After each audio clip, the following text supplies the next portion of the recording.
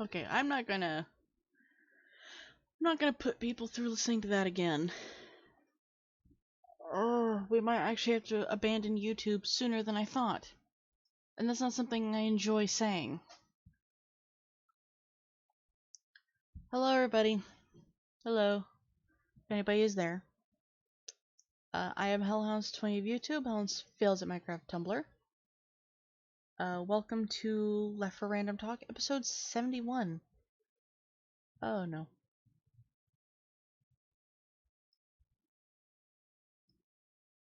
What is happening? View channel. Okay, let me actually fix some things over here. Delete. There we go. I honestly think we might need to abandon YouTube and just go with streaming on Mixer and Twitch and then like uploading to YouTube.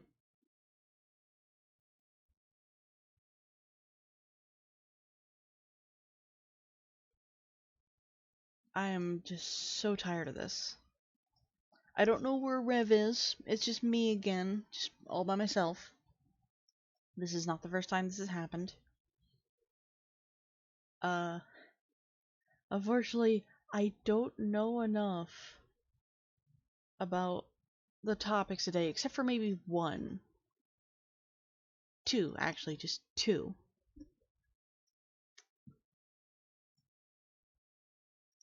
And this is the problem, because my job is to set up the stream, to host the stream, and the call, and get all the pictures, and make this thing look as professional as I can.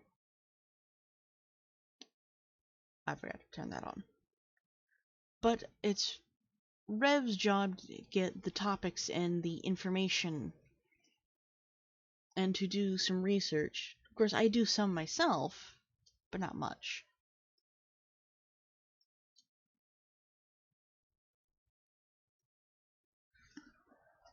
Oh boy. This is gonna be fun. What's that is that anytime I look at YouTube, I'm kind of forced to see how many people are here. 1. Mixer, 1. Twitch, 1. And I know who it is. I know who and what it is. I really wish Rev was here right now. We'll see how long it takes him to show up. If he doesn't show up, soon, then I guess I am legally obligated to just shut down the stream and just wait till Thursday, if that. Well, not Thursday, after Thanksgiving, which sucks, because I'm really excited about this episode. Not only is it, like, episode 71, of course, but, like,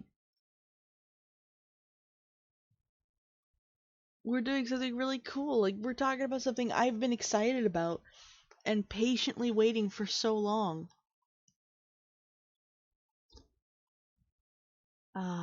Sorry, drinking coffee.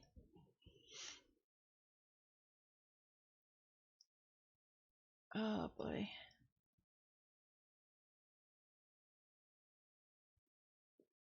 Well, I might as well bring up the topics anyway. It's just me here. Sometimes I dread the day where it will be just me alone up here. Yeah, so the only two topics here that I know about is the dev stream and Half-Life Alyx, which there is now technically a trailer for, and there's actually a Steam page out there. This is going to show up on like 3 platforms when I post this.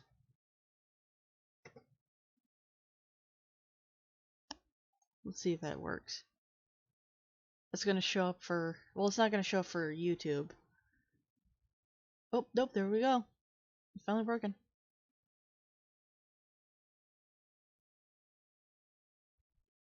Yes, thank you, YouTube, for telling me this. Thank you, YouTube, for telling me this.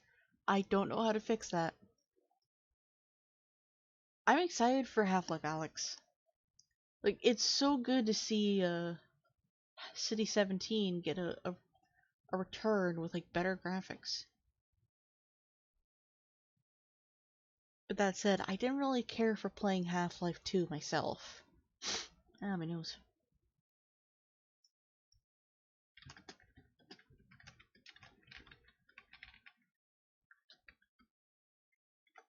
I'm just commenting to my friends, like, I'm all alone in this stream. I'm all alone. Oh no. It's just me. It's just little Avara right over there. I actually have a picture that would fit this. I don't know where Rev is. Where's my drawing of Avara? There she is. Oh, thank you, Eli. Or I'm gonna turn off the title thing. Move this down here.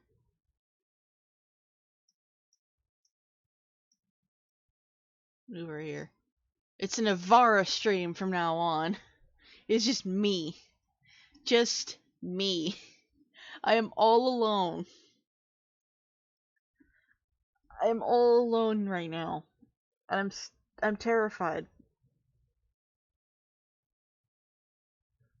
And that face shows just like what I'm feeling right now. I don't know where Rev is. I don't know. We were supposed to do this stream today and he's disappeared. We're doing this like around our usual time, which is 12 to 1 p.m. and he's not here. I am all alone. With a scratchy throat, but I'm still doing this. I'm still doing this. Yeah. Let's watch this shit show. By the way, I actually do need to preference this because YouTube is gonna fucking kill me. If you are under 16 to 17, go away, please. You do not need to be here. This stream was not made for you. We are not here for you to giggle at. YouTube is gonna kick our ass, and we're actually gonna be abandoning YouTube soon to strictly stream on Twitch and a little bit of Mixer. We will still upload our episodes on YouTube, and I will still be streaming art streams and doing my own video game stuff with these 3 platforms, but we're not going to do Left for Random Talk with YouTube anymore. You've all heard Rev's choice of vocabulary. It's probably not the best.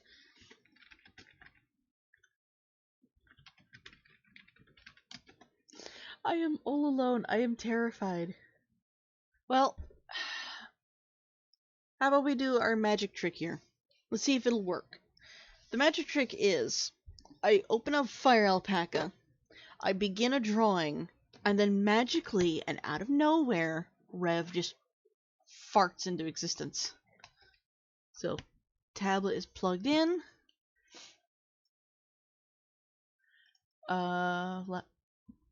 Fire Alpaca is open. Nope, that's the game window capture. There we go. Window capture. Oh boy.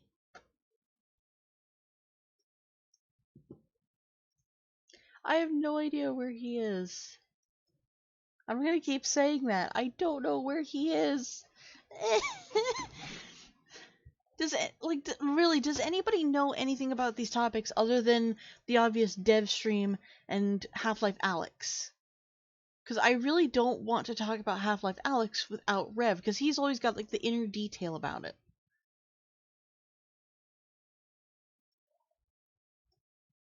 Like, again, I set up the stream. I do the more techy work, and he does the conversation work, or the hard labor, I guess, which is sad. I keep looking at Discord like, oh, is that him? Wait, no. Because he has a habit of, like, setting himself to Do Not Disturb, and we have another friend who's been permanently stuck at Do Not Disturb for weeks now, and I keep thinking it's him. They even have somewhat similar icons. Somewhat.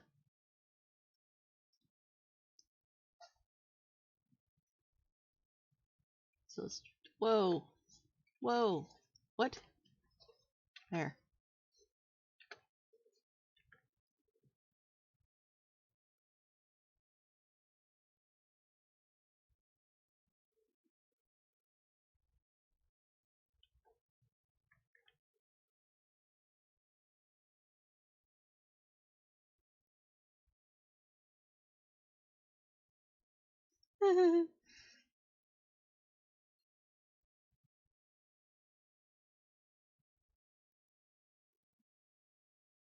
Just gonna put the potato griffin out.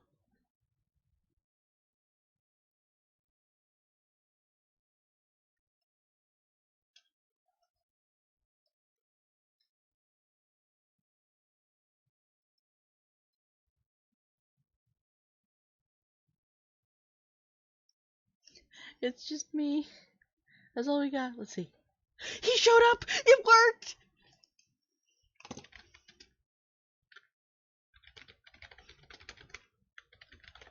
The magic trick worked again. I can't believe it works every time. Every single time.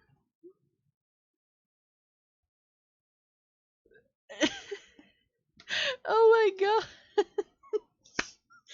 Oh my god. Why? Why? Oh, I need to calm down. What even is this episode? What even is this? Okay, Rev is going to hop in a second. But I need to reiterate this after all that... Ow! After all that panic. I just poked myself in the eye. If you are under 16 or 17 years old, you should not be here. Because YouTube decided that you should not be here. And wants us, people on YouTube, to enforce this fact. If you are under 16 or 17, please, for the love of all, don't be here. But if you're on Twitch, be here if you want. Like, just don't say your age. Twitch and Mixer and my YouTube are all set to teenage audiences. All of them. Because we cannot control our vocabulary. We are more than happy to tell you that shit's fucked. See? We don't care. There he is! Hello. Hold on. I'm just fixing something here. Give me a second. I will keep Ivar being done with everybody's shit on screen then. Hold on, just keep talking. Just fixing the microphone quality. Or headphone I've quality. already posted a link to the Steam page for Half-Life Alyx. I've got all the pictures for it set up. Great. I only know about 2 of these topics, personally. Okay. Well, Hold technically on, 3 for, like, Star Wars. Where is that? Okay, there it is. There's the link. Yeah. We might actually have to abandon YouTube sooner than I thought. Really? So, you know how I explained to you that every time you start up a stream in YouTube, you have to fill in the information each and every time? Mm-hmm. They took it a step further.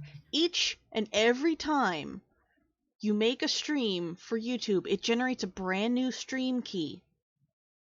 So, I have to copy the new stream key, go over to Restream, delete the YouTube channel, reapply the YouTube channel manually, put in the new stream key, and let it go. Also, I have to get a link to my channel each and every time, which is hard to do because I'm not an affiliate with YouTube.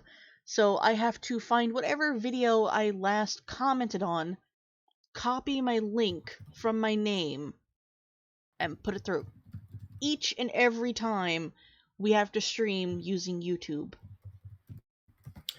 I can imagine the nightmare that would be. Yeah, we actually had like a false start today. Funny because there's football upstairs, but we Yeah, technically had a that false and start. I came in late. Well, that, and I realized that YouTube was not working, and we were already like a minute into the song that plays at the beginning, so I had to turn it all off just to fix the YouTube issue, then start it up all over again. Mm. But now that I know this, we can abandon YouTube even faster. That said, Yeah. we are streaming on 3 different platforms today. Jesus. We are streaming on Twitch, we are streaming on YouTube, soon to stop doing that, and we are streaming on Mixer. We have only one person on Mixer, and that is a bot. All right. And That's fine. I know what bot that is, and it's perfectly fine. Okay. Uh, let's see what else. I can put the Sorry, someone's typing. Someone's asking me something. tired Ivara away. Anyhow, yeah. So, it's been crazy. This end, just checking on a few things here and there. People that need to be dealt with. I actually wanted to create something like a little segment for the show, Oh, and I kid you not, it was pure mockery slash this person is horrible kind of thing. And I was gonna call it Red Shit Person of the Week, like a little award and everything. And the I, goal was to look on. Go ahead. I've already like announced to the audience 2 or 3 times about Mhm, YouTube's forced uh policy that we have to announce every few minutes or so. mhm. So I'm going to say it again just because of that. If you're under 16 or 17, go away. Please. We want you here, but we can't have you here because YouTube. But if you're on Twitch, you're fine. Just don't tell anybody your age. Because if you're on Twitch or Mixer and you're under 16 or 17, you have consented to be here. You have read the risks and you're here anyway. Mm-hmm. YouTube, no. Anyway, carry on. No. So what I was saying was, is basically it was something I planned to do, which was called like like I said, the shit person of the week award, right? And the goal was, like I said, pure mockery slash who is the target of this week's quote unquote hate campaign or something, right? And Oh it was god. like, and I was gonna do this whole like, and the award for like shittiest comment or anything like that. And Mm-hmm. but then I realized I would have to uh uh what's the word? I would have to document who's this person for the week, find their worst tweet, and then just shine the spotlight of shame on them. Like, you see? Exactly. But then I realized, like, you know what? I want to do that, but maybe I should do it like a monthly thing or a yearly thing, like my With big shit humans of the world. how annoyingly stressful the Gundam of the month and the Pokemon of the month was. Do you really want to do Mhm. that? No, no, it was just like I said, it was just me coming up with a dumb idea. But no. Mm. Let's see.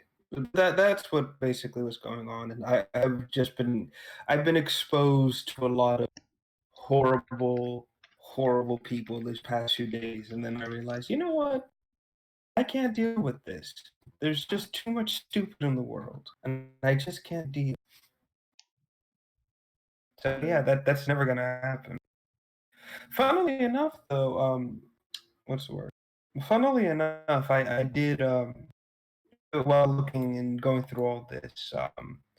What's the word I'm looking for here? Yeah, new information came out on a lot of different subjects I didn't even know about, and one of them.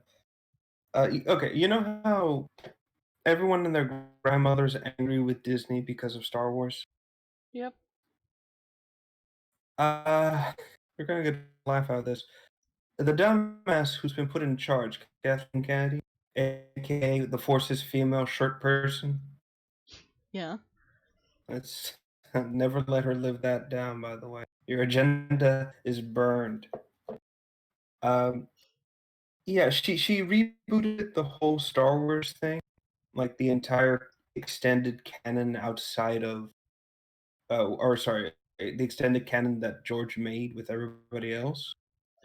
And Uh, her justification is apparently she didn't know it existed. Yeah, what let the that sink in for a fuck? second.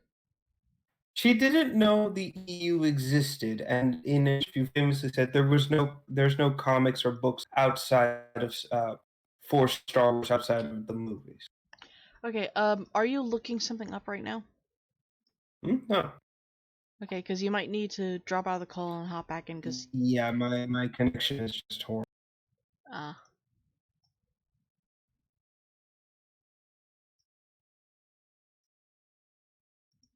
All uh, right, hopefully that fixes it. hopefully. All right, but no, like I said, yeah, yeah, she had no idea that any of that existed. Wow. This is what people are. So this explains, right, why everything out of Lucasfilms right or LucasArts right now is shit. It's literally fan fiction. Ugh. Yeah, and it's not even good fan fiction. Like everyone gets mad because it goes against established canon, and now we know why it's going against established canon. Because Kathleen is an idiot and never stopped to bother to look up this information. Uh,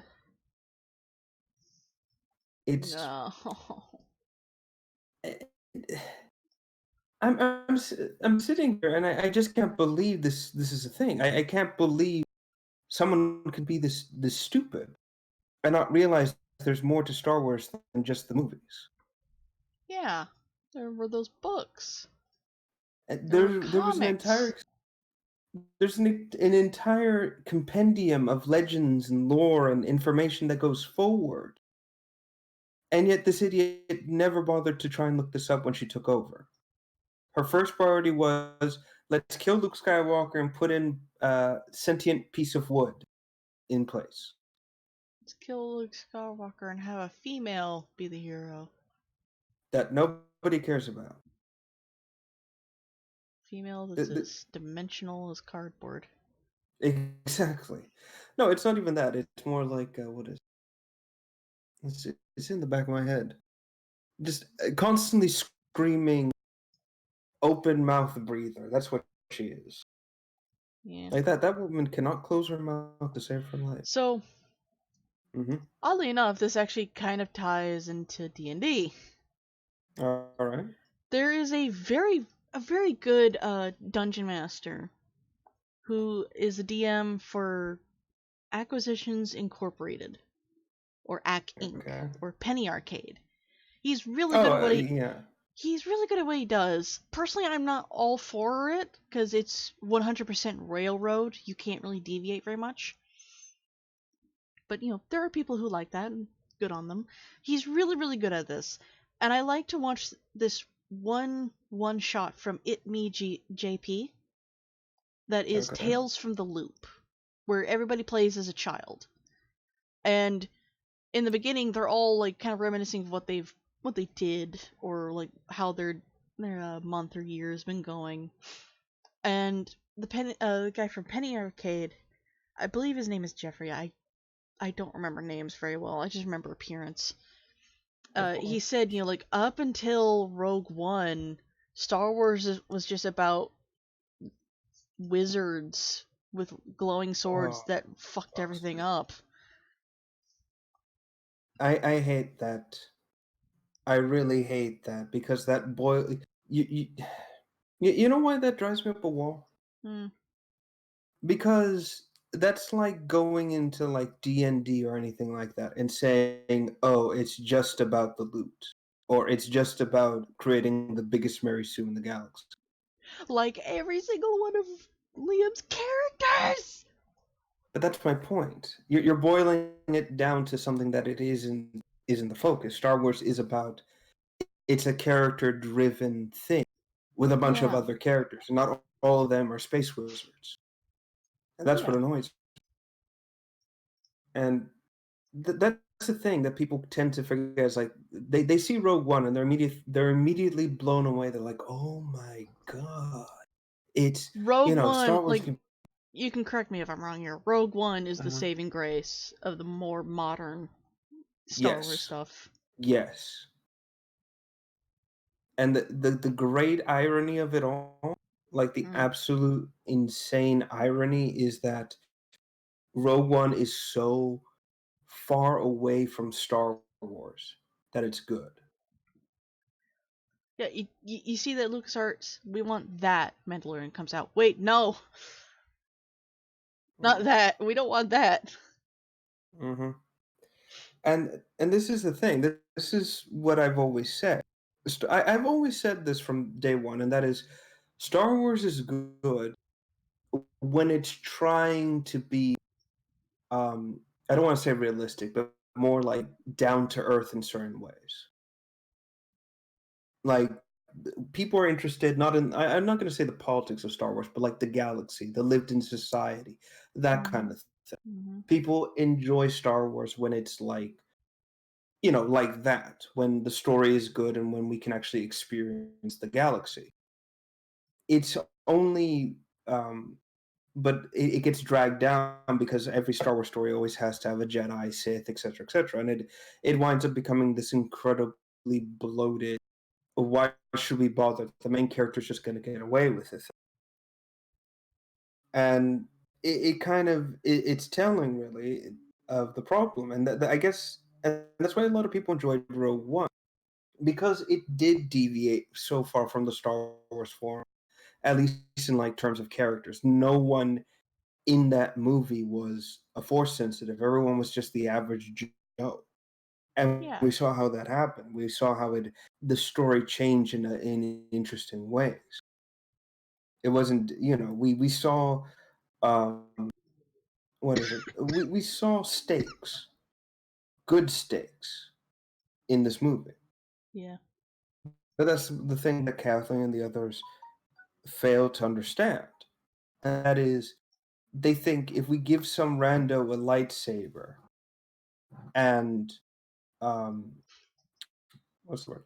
Rando a lightsaber, have a Darth Vader stand it, and then just add in a bunch of iconic things, we make a good Star Wars movie. No, that's not the case.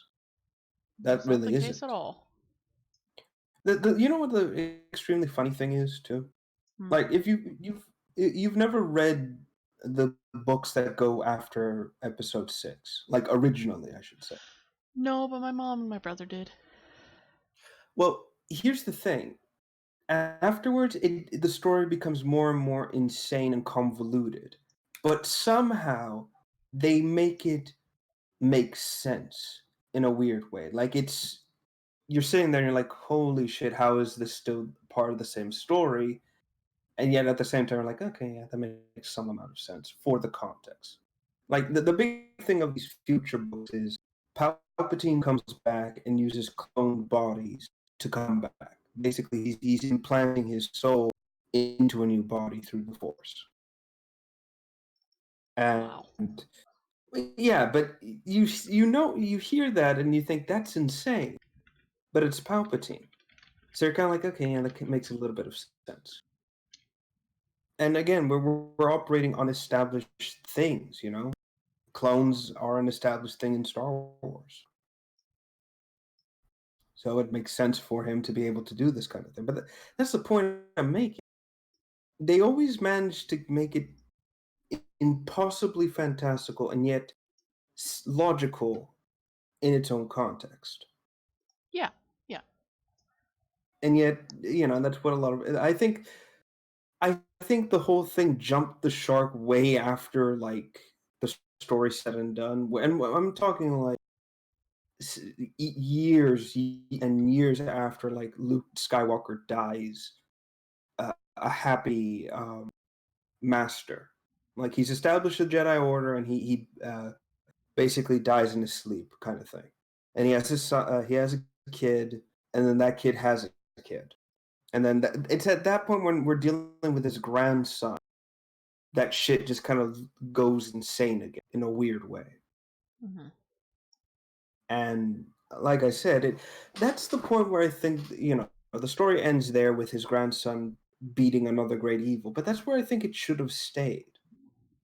That's where you should have focused on after episode 6. Follow the story path George and these other creators put out there. But now with the upcoming episode 6 or episode 6, what am I saying? As if episode 9. And we might as well talk about episode 9 since segue. What is that? What? Yes. No. I said segue. What is that? It's a clever little. We'll just jump into episode 9. Fuck it, to one of our topics here. Fuck So it, we're we're doing it talking about live. Star Wars. Yeah, exactly. Just what's that guy's name? The one who screams "We'll do it live." Oh God, Bill O'Reilly. That's it. We'll pull a Bill O'Reilly. No, but basically, I'm not going to mince words here. Episode 9 was terrible. Like, absolutely, the test screenings were atrocious. People walked out of the test screening, and here's the insane thing, right? The movie's been shot, like film directed and everything, right? Yeah. George was a part of it for the initial filming because they needed George, but then they booted him out of there because, and this is what I know they're doing, they're trying to set him up as the fall guy. Like any bad will the fans have, they'll immediately point it to George and say, no, it's his fault. You see, because he directed these scenes, and yeah, exactly. I can see it already. They're trying to set him up as the fall guy, and it's disgusting. So then immediately, here's what they've been doing. The movie's set, all the scenes are ready, but they've been re-editing the movie like crazy. We're talking like, here's a bunch of scenes. Now let's play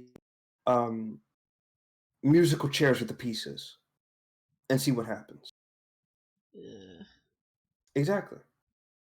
And people aren't happy, and they constantly are changing the climactic battle ending segments in an attempt to make something cohesive, and yet no one will get mad with. And I know why this is happening. They know the fans aren't gonna take this anymore. We are talking ever since The Last Jedi came out, we have seen a sharp decline in Star Wars. Products are not flying off the shelves like they used to, if at all. Solo bombed, the first Star Wars movie to ever bomb at the box office since episode 5, by the way. Keep that in mind. We're talking more than 20 years, basically. Wow. No one is going to the park. It is a ghost town, and still is. And the people who basically insult fans are being ignored by the fans. There is a concrete impact in Disney's bottom line, and they're in full damage control. So what are they doing? They're trying to regain those fans by quote unquote listening to them. The Mandalorian, for example, is a direct response to that fan backlash. It is a direct attempt to appease the fans. And the reason why I say it is because the show hasn't been pushing anything. It's just Star Wars. It's entertaining and fun. That's what it is. And now I'm going to put it right here. Full disclosure, I have not seen any of the episodes of The Mandalorian. I have no intentions of supporting Disney's streaming service. I'm not interested in it, and I don't care.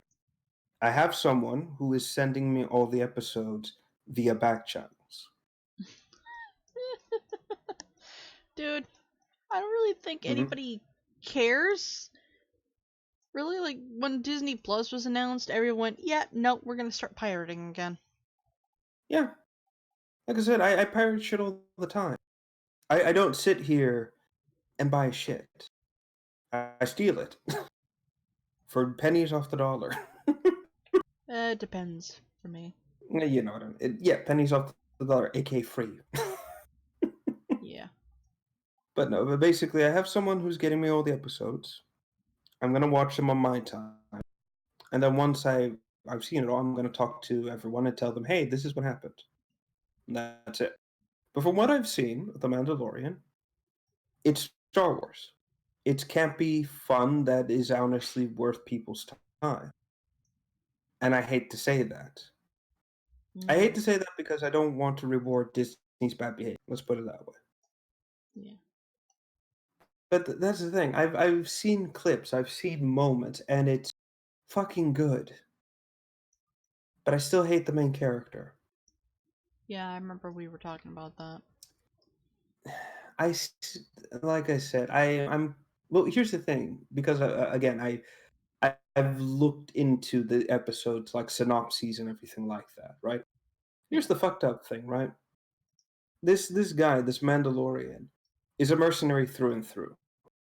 We're talking no higher calling, no nothing. He flat out is in it for the money, plain and simple. So that whole Baby Yoda thing, which by the way, can we stop calling it Baby Yoda? Now it's getting annoying. Yeah. Doesn't But Yoda's species have a name? no, it doesn't, and that's the problem. Mm, His look, this is part of the old lore of Star Wars, that Kathleen Kennedy should have known about. But basically, Yoda's species comes from a planet nobody knows about. It's like a secluded system. And once every 1,000 or so years, one of his kind will be seen outside the planet. And they'll take part in like major world shaping events as either a Jedi or a political figure or something like that. And it's kind of raised a sort of myth that it's basically the species is so advanced they know when one of their own dies, so they send out a replacement to keep things going. And no. that's kind of the myth and the joke. No. No, but like I said, that's kind of the pun. But the oddity is that this baby is it's a 50-year-old member of the species, which is rare. They've never been seen that young outside the system. And basically, the Empire wants this kid because reasons. I don't know. But here's the thing: this Mandalorian flat out gets the baby, protects the baby, and everything, brings it to the Empire, and instead of doing the human thing of hey, maybe we shouldn't do this to the literal space Nazis. He decides, Yeah. no, here's the baby, now pay me, and they pay him in Beskar. Um, it's a very rare alloy only men use. It's what their armor's made out of. And so he basically takes the money, the armor, or the alloy, melts it down, and makes a new shiny suit of armor. That patchy armor and everything, gone. Hmm. He's full on chrome now, Hmm. and that immediately sent red flags all over my mind because that flat out told me, okay, you did steal this from someone else, and you're trying to hide that. You Hmm. aren't exactly my here. And again, to give context to people, when we talk about the Mandalorian himself. And I hate calling him that, but basically, his armor is patchwork, plain and simple. We're talking about like if you're in the field for months on end, you're just picking up pieces of scrap metal and everything, and just turning it into armor. And yet, his armor is just that pure patchwork and everything. The only thing that's quote unquote new about him is his helmet, and the fact that he gets a full on chrome set after selling a baby is telling. It tells me that you didn't earn this armor. You stole it off the corpse of another Mandalorian, and you've been trying to hide that fact by doing these odd bounty hunting jobs specifically to be paid in Beskar so you can forge your own set to hide this fact. Grr. And again, given the fact that he was willing to sell the kid is telling, to say the least. Who knows? Maybe I'm completely wrong. I doubt I. Excuse me. I doubt I am. Give me 1 second. Yeah, I know.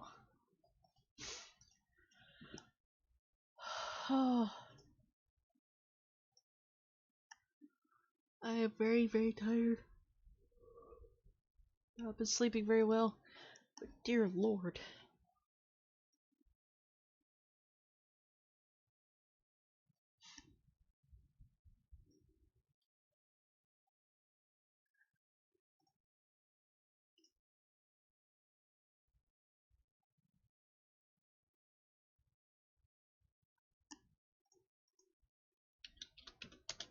Jeez Louise. The amount you need for a railjack in Warframe? And I'm back. What I miss? Snow posted the cost amounts for the railjack in the Void Alliance. Yeah, I read that on DE's thing. Excuse me, on DE's thing. Hold on. I can afford a good amount of that on my own, but not very much. Hold on. I need to scroll down all this shit. Yeah, patchbot. I don't need that patchbot. Thank you. Let's see here. Yeah, I see it. We'll talk about that when we get to that then. Anyway, point is, so like I said, I haven't seen the show. I could be completely wrong. I hope I'm wrong. I do know he does steal the kid back. He does have a heart under all that alloy. But that's it. Like I said, it's still up there in the air. Anyway, moving right along. So yeah, episode 9 screening and everything. Ooh, how do I describe how people felt? Rage. Rage is a good way to describe it. Oh man, I've read like the reshoot, or sorry, not even reshoots, the re-edits of the movie, and it's like it's horrible, and I don't even know how to describe it other than that. They keep changing like the throne scene, and they keep trying to make Rey better in each time, and I'm like, no, this is how you make her better. You kill her, and then you get another protagonist. That's how you make the show better. It's just terrible. Yeah. And then to make things even worse, and I can't even say it's much worse than that. Here's two things that might possibly happen, and my God, I'm hoping it doesn't happen. But knowing how stupid Disney is, they're gonna do it. One, during the fight between the Empire Rebel fleets, the Empire destroys the Millennium Falcon, killing Lando, Leia, C-3PO, and R2-D2. Ah! Yeah. The So, R2D2! do you just want everyone in the world to just hate you Especially with forever? like all the horrific heartbreak with Leia. Just We're just gonna kill her again. Fuck it. ah. So that's Why? what's happening.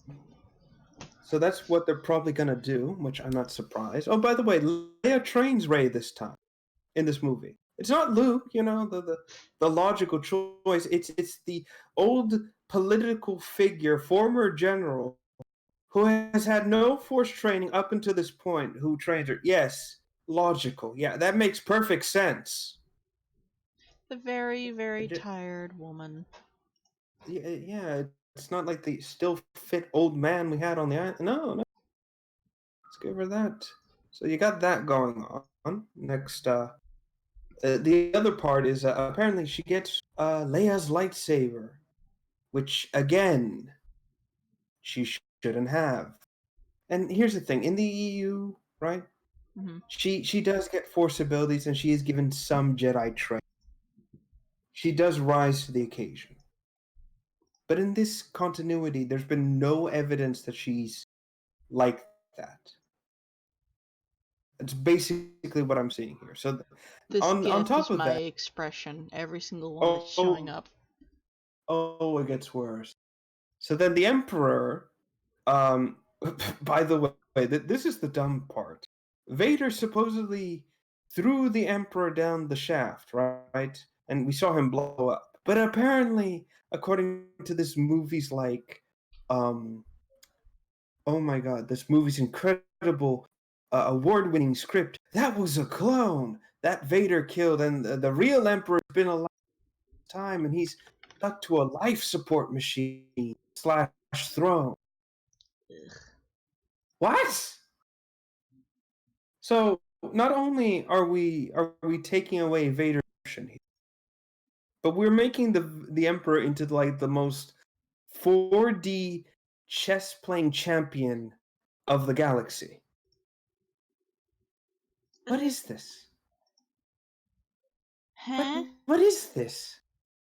Why? Like this is taking Emperor Palpatine's Clone Wars pulling strings behind the scenes gambit and just saying fuck it, he's master manipulator of the galaxy, fuck it.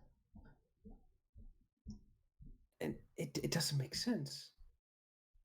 And then apparently he this is retarded. He stuck to the chair, and instead of like doing impressive force abilities, he just uses force lightning, and he uses, again, this is according to the leaks, which might be credible. He uses the force lightning on Kylo Ren, and he kills Kylo Ren, and he throws him in the abyss of some planet. And then this is the stupid bit.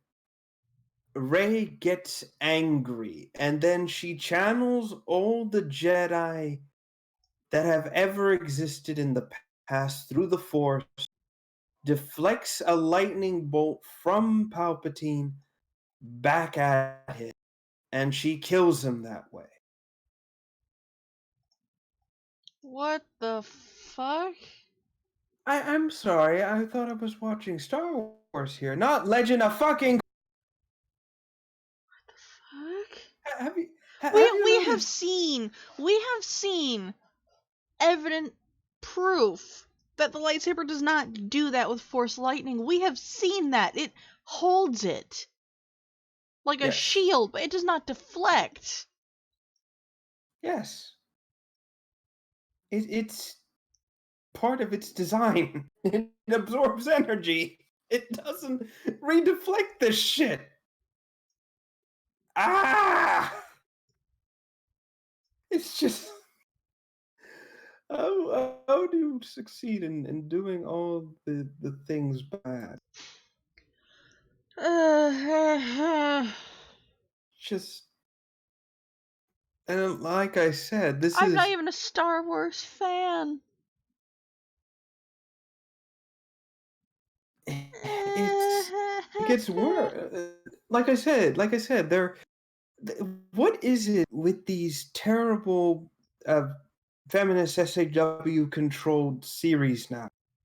And in order for their quote unquote strong female protagonist to be powerful and mighty and defeat the bad guy, they need to pull in and channel the power of their predecessors to be successful.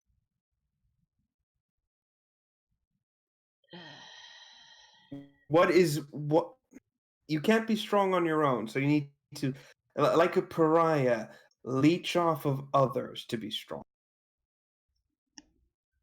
That's saying something. That's legitimately saying something. Why? I'm just I'm more annoyed and angry if anything, right now. But not like how I was full on wrath with YouTube. It's more just I'm I'm deeply disappointed. Like this is the type of disappointment that you're like, if I hit you, you would disappoint me further, so I'm not gonna bother. It's not gonna bring satisfaction. Exactly. That's it. Perfect. Perfect way to describe it. Pummeling you into the dirt will not make me happy. So you got that going. Yeah. And the last bit, the thing that has basically just absolutely made me hate Cora. No, not Cora. Fuck. You see, these two are interchangeable. These two are interchangeable at this point. The thing that has absolutely made me hate Ray to no end is the leaked ending for this that again might happen in this movie. And that is basically Ray gains like Jedi level wisdom, whatever, is a master now, and has gone to some desert planet, likely to Luke's, Leia's, Han's, every of the supporting cast slash good cast we used to have of Star Wars, burying their shit on this desert planet. She pays her last respects to them, and then immediately some person on the planet notices her and says, "Hey, who are you?" And then she says, "I'm Skywalker." What the She literally steals Luke and Leia's last name and calls herself Rey Skywalker.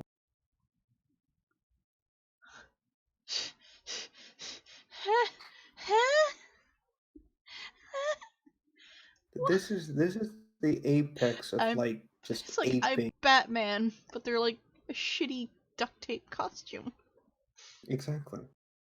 That's exactly it. It's the Batwoman. I'm just I'm just sitting here and Slowly losing faith in humanity. no, not faith in humanity, just faith in Ray. As if I had any And a left. little bit in Disney. No, just you want no Disney, just that. Yeah, just Which has Disney. led me to this next part, and that is basically, um, as far as I'm concerned, right? The Star Wars Disney canon is fan fiction. It's not official. It's just the mad writings of a woman who lacks power and sorely wants it, and everything George made afterwards, like everything that happens after Episode 6, is a true canon. That's what it is. The only things from Disney I accept are the Clone Wars TV series, Rogue One, and maybe Mandalorian. That's it. Everything else can burn in the inferno of I just hate you now. You know what? I'm tempted right now. I'm legitimately tempted to create a sort of like web comic slash um image set just called Ray Abuse. Oh no. And it's just basically gonna be us beating the ever loving shit out of this person in I don't think that'd be a increasingly good more idea. creative ways. Just constantly just doing that. I don't care if it'd be a good idea or not. I'm doing it. The Like issue is, it's not going this. to be perceived of we're attacking this fictional character. It's going to be perceived as we're attacking the actress. Oh, they're already gonna claim we're attacking the actress. That perfect example. The actress who played Rose Tico, right? Kelly Marie Trans, right? Mm-hmm. Nobody attacked her as the person. They attacked Rose Tico, the character she portrayed. And Disney took that, and the media and everyone with a bias took that and spun it to fans hate Kelly Marie Trans and they want her. Even though the everyone fuck? and their grandmother said, no, we don't hate the woman. She's actually quite lovely. She's actually quite lovely. Fuck off. Yeah, no, I can legitimately say she's a nice person. Like, this isn't me trying to like salvage like, oh shit, the Puritan mob's coming after. No, it's like she's not a bad person. She's honestly just a good. She's a good person. She just had a shitty character, just like the guy who played Jar Jar Binks. They're not again. I don't hate the actors or anything like that. I hate the characters, which Yeah. is why I'm still going through with this Ray abuse thing. Yeah, it's like Bodega. Like he's a good person. Just the characters he's played, not so much. I don't think he and like I'm gonna be completely honest. Like John Bodega, did you say? Yeah, yeah. Who is that? He plays the character in a Star. He plays he's the black guy in Star Wars. He's the main character from Pacific Rim 2. Oh, John Boyega. I Not cannot Bodega. remember proper names. I John think Bodega.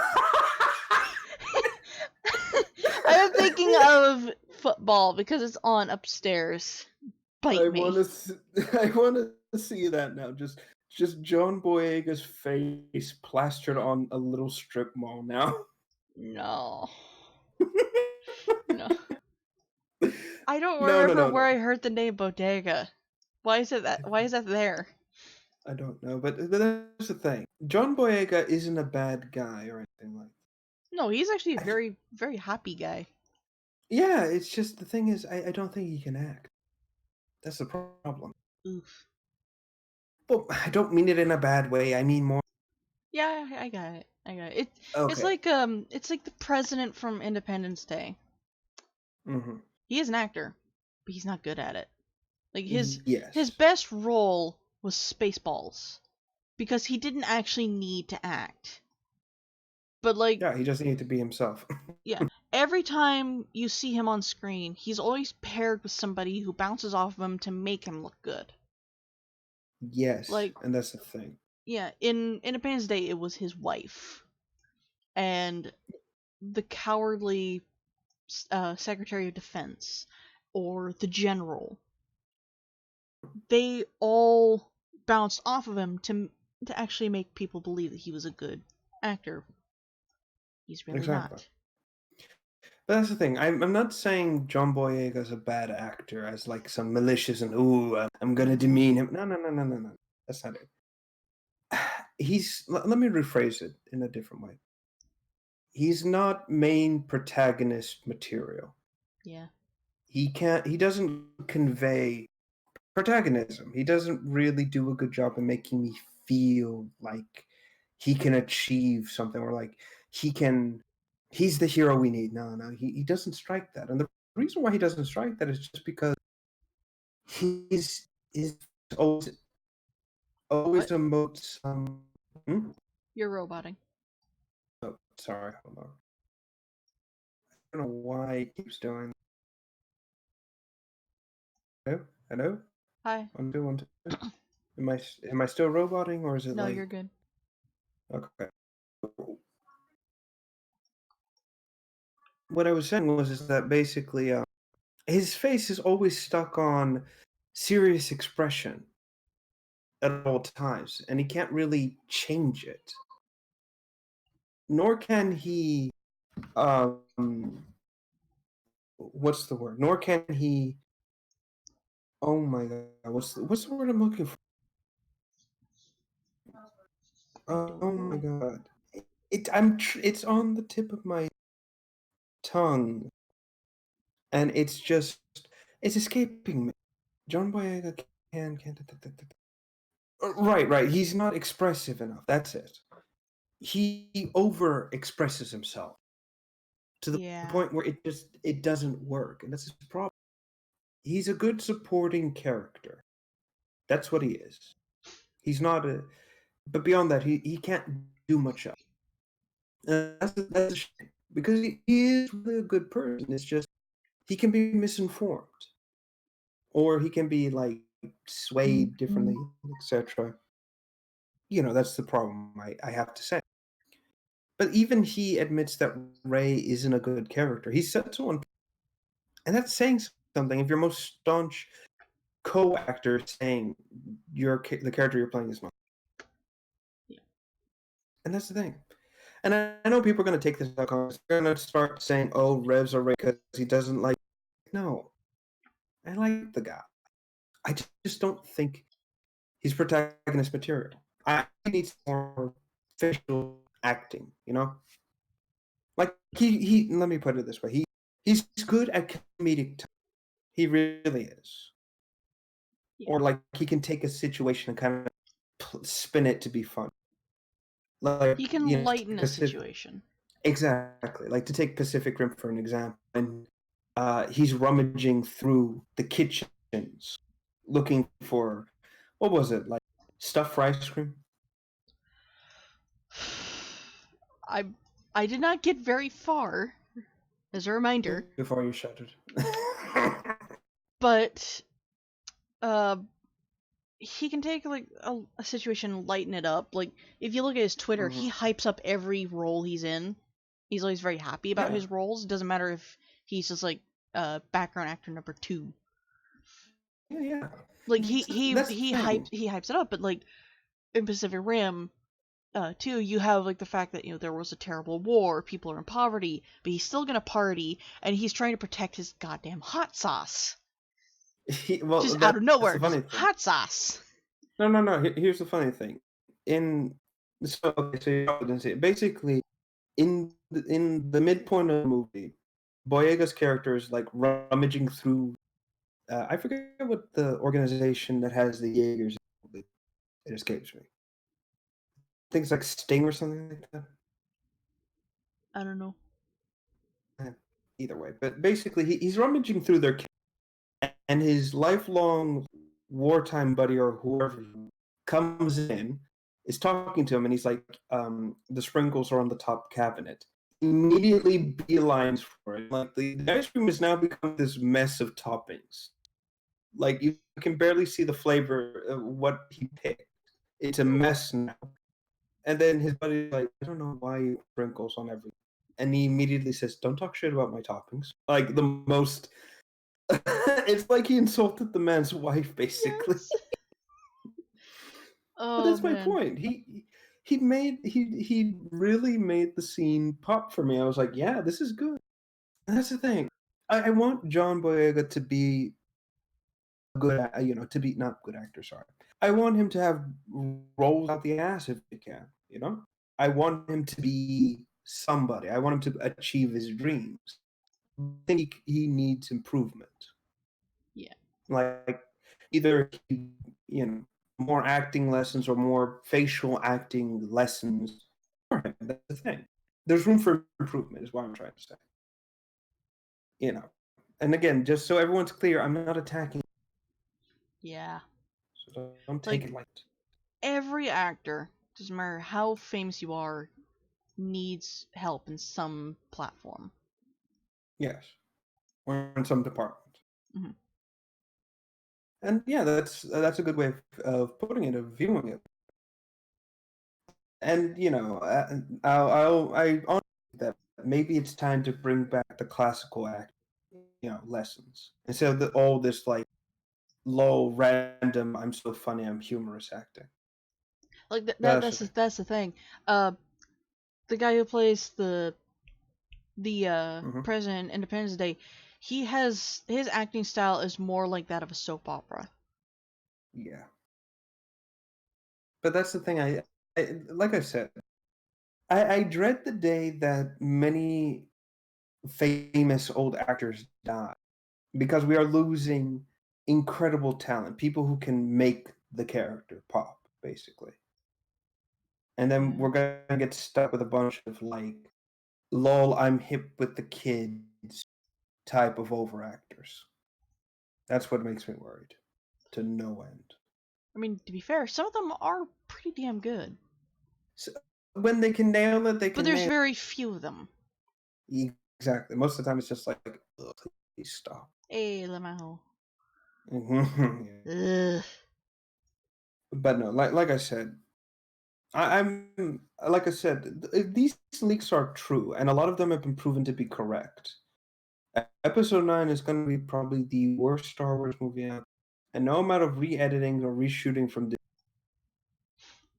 Yeah. In fact, you know what would have been a smarter idea? Like What? flat out, redo the entire movie. Yeah. Like, I know this is going to inflate the budget to no end, like with Solo, but you're going to have to do it. This movie is not going to appeal to anyone. Everyone's going to get pissed. It's going to be another Solo situation, and yeah, that's going to happen. No, you know, like I said, you're going to have to reshoot the movie. You're going to have to redo the story and actually get someone who's good at story writing, aka boot the hack J.J. Abrams out of there.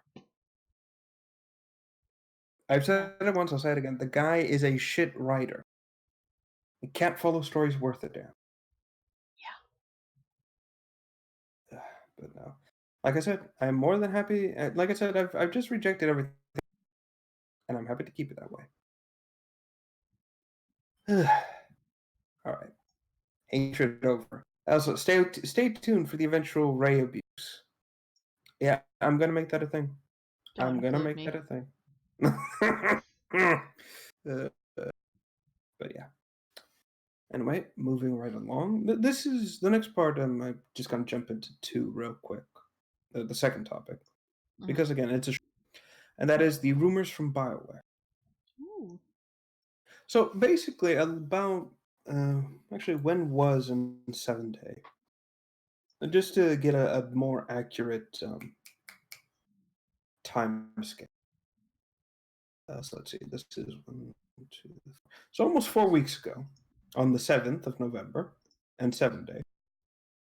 Two of the leads from BioWare, the story leads basically, tweeted out questions from for people like, "What would you like to see in the next Mass Effect game thing?"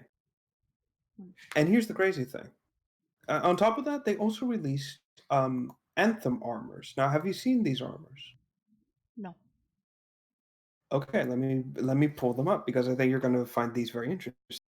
It was part of their Halloween event, which is like they call it. What's the word? Oh God. I don't know what they call it. It's like skull and something. I don't like something cheesy. But basically, they took that event, and since they took it as well, and they decided to kind of bundle it in with oh God, what's the word? With the N7 Day stuff, and yeah, some really interesting armors were created, and kind of made people question, why didn't you just make another Mass Effect game? Truth be told. I'm trying to get a good image of all the armors in one place. Mm-hmm. Oh, this is starting to look bad. Oh no, oh no, it's all just exploding right now. Oh no, like just very shitty stock effect explosion. I could actually do that, but I'm not going to because I am tired and lazy.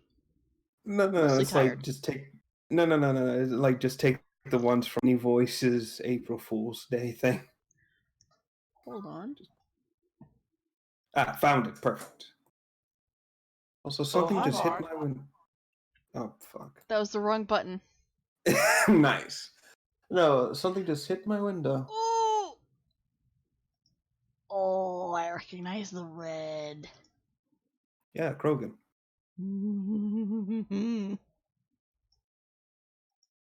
Please contain your excitement. I can't.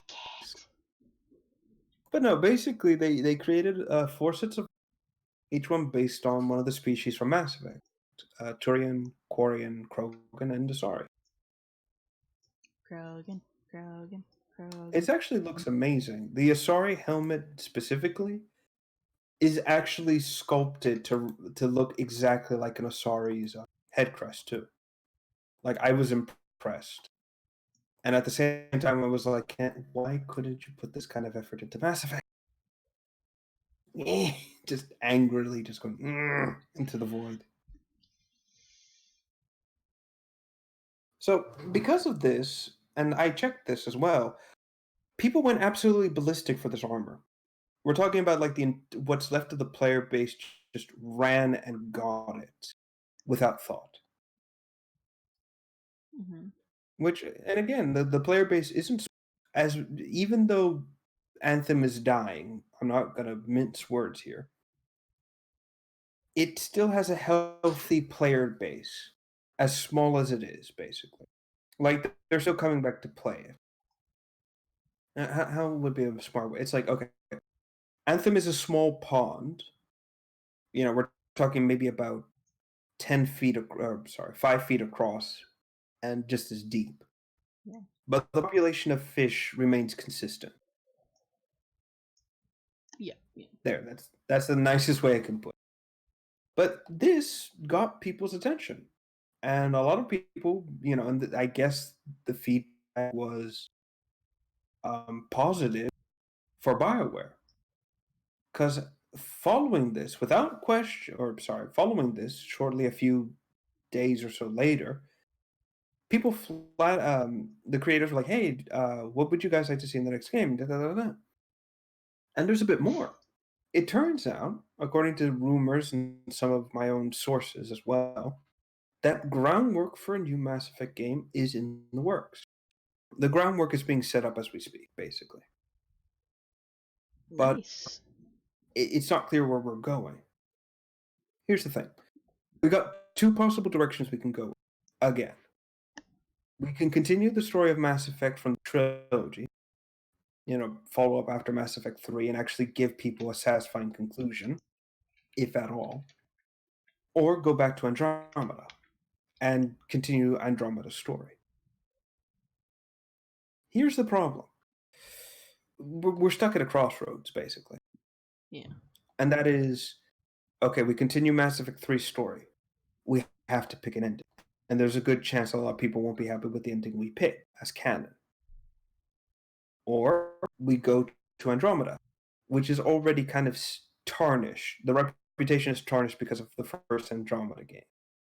And not a lot of people might come back because they're like, oh, the first game sucks so much. Why would I come back to play it or continue the story from that? So you see where the dilemma is. Yeah. Either way, it's a damned if you do, damned if... My personal opinion, I think we should stick with Andromeda. Yeah. The reason why I say it is this: you get the opportunity to make something better and salvage the story. You know, Mm-hmm. you know what? Oh, hey, she's back. Again, my friend here, that weird Asara, aka once again the creator of MA Fallout 4 mod. But she okay. So sorry, share. Here we go. Here we go. Not just that, but it was also part of Jason Schreier's latest leaks regarding what Bioware, and there is a way around either choosing canon or Andromeda, Krogan rebellions. That is an interesting concept, or an interesting idea to go. Yeah. Like, yes, hi. Hello there. Which reminds me, we still need to get her on board the show days. Actually, talk about the mod. We That'd be still cool. owe her that. Yeah. Man. I'm sure maybe next week or something we could figure something. Well, If it's you do have permission to invite people, true. so it's not on me. It's on you. Okay, all right. Now, hey, look at that. The spotlight of shame. It's back on me again. I have announced this multiple times in the Discord group that you are welcome. In fact, it's even in the rules. You are welcome to invite people as long as you tell me about it. Because you never know. Because you never know who you like. We don't know who you're inviting. It can actually cause anxiety problems. All right, all right. And I'm already aware of this person. You're free to invite them. So the fact of them not being here is not my fault All at all. right. You can stop shining the spotlight on. No, I'll shine it on you more. In fact, I'll turn it Yeah. red and green and just make it flicker. It's a disco. No. But all right, she does bring up an interesting or something interesting. Mass Effect can go in, and that is either doing the Krogan Rebellion story. Actually let us fight and see how the conflict happened, or the Rachni War sort of stories, which again would be interesting and would also, you know, flesh out the universe of Mass Effect a bit more. Oh, Rex. That, and it would also give players an opportunity to play as a different species outside of human.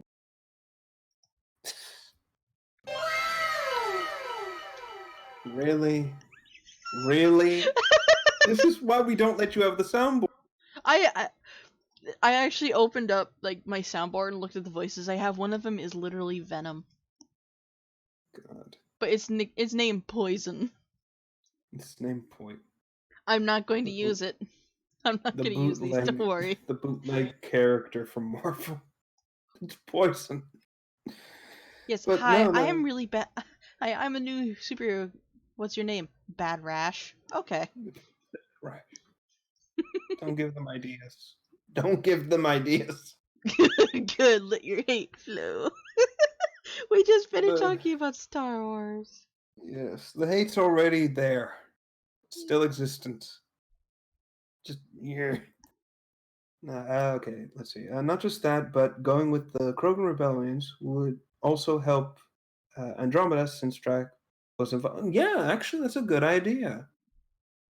Yeah. Holy shit, that actually be smart. We play a story, or sorry, we play the Krogan rebellions campaign, and maybe it's Drax telling us about it in Andromeda. That's a That'd be good cool. idea, actually. Yeah. Well, think about it. Like, you could use that premise to have Andromeda's story move forward. Like, maybe say it's been a few months or something, and Drax is taking some time from, I don't know, fighting Ket or whatever, and telling him, maybe I should tell you about the Krogan Rebellion, and cue the story, cue gameplay, boom, you're in it. Not only that, it would let you play as a Krogan for the game, because it would be from Drax's point of view.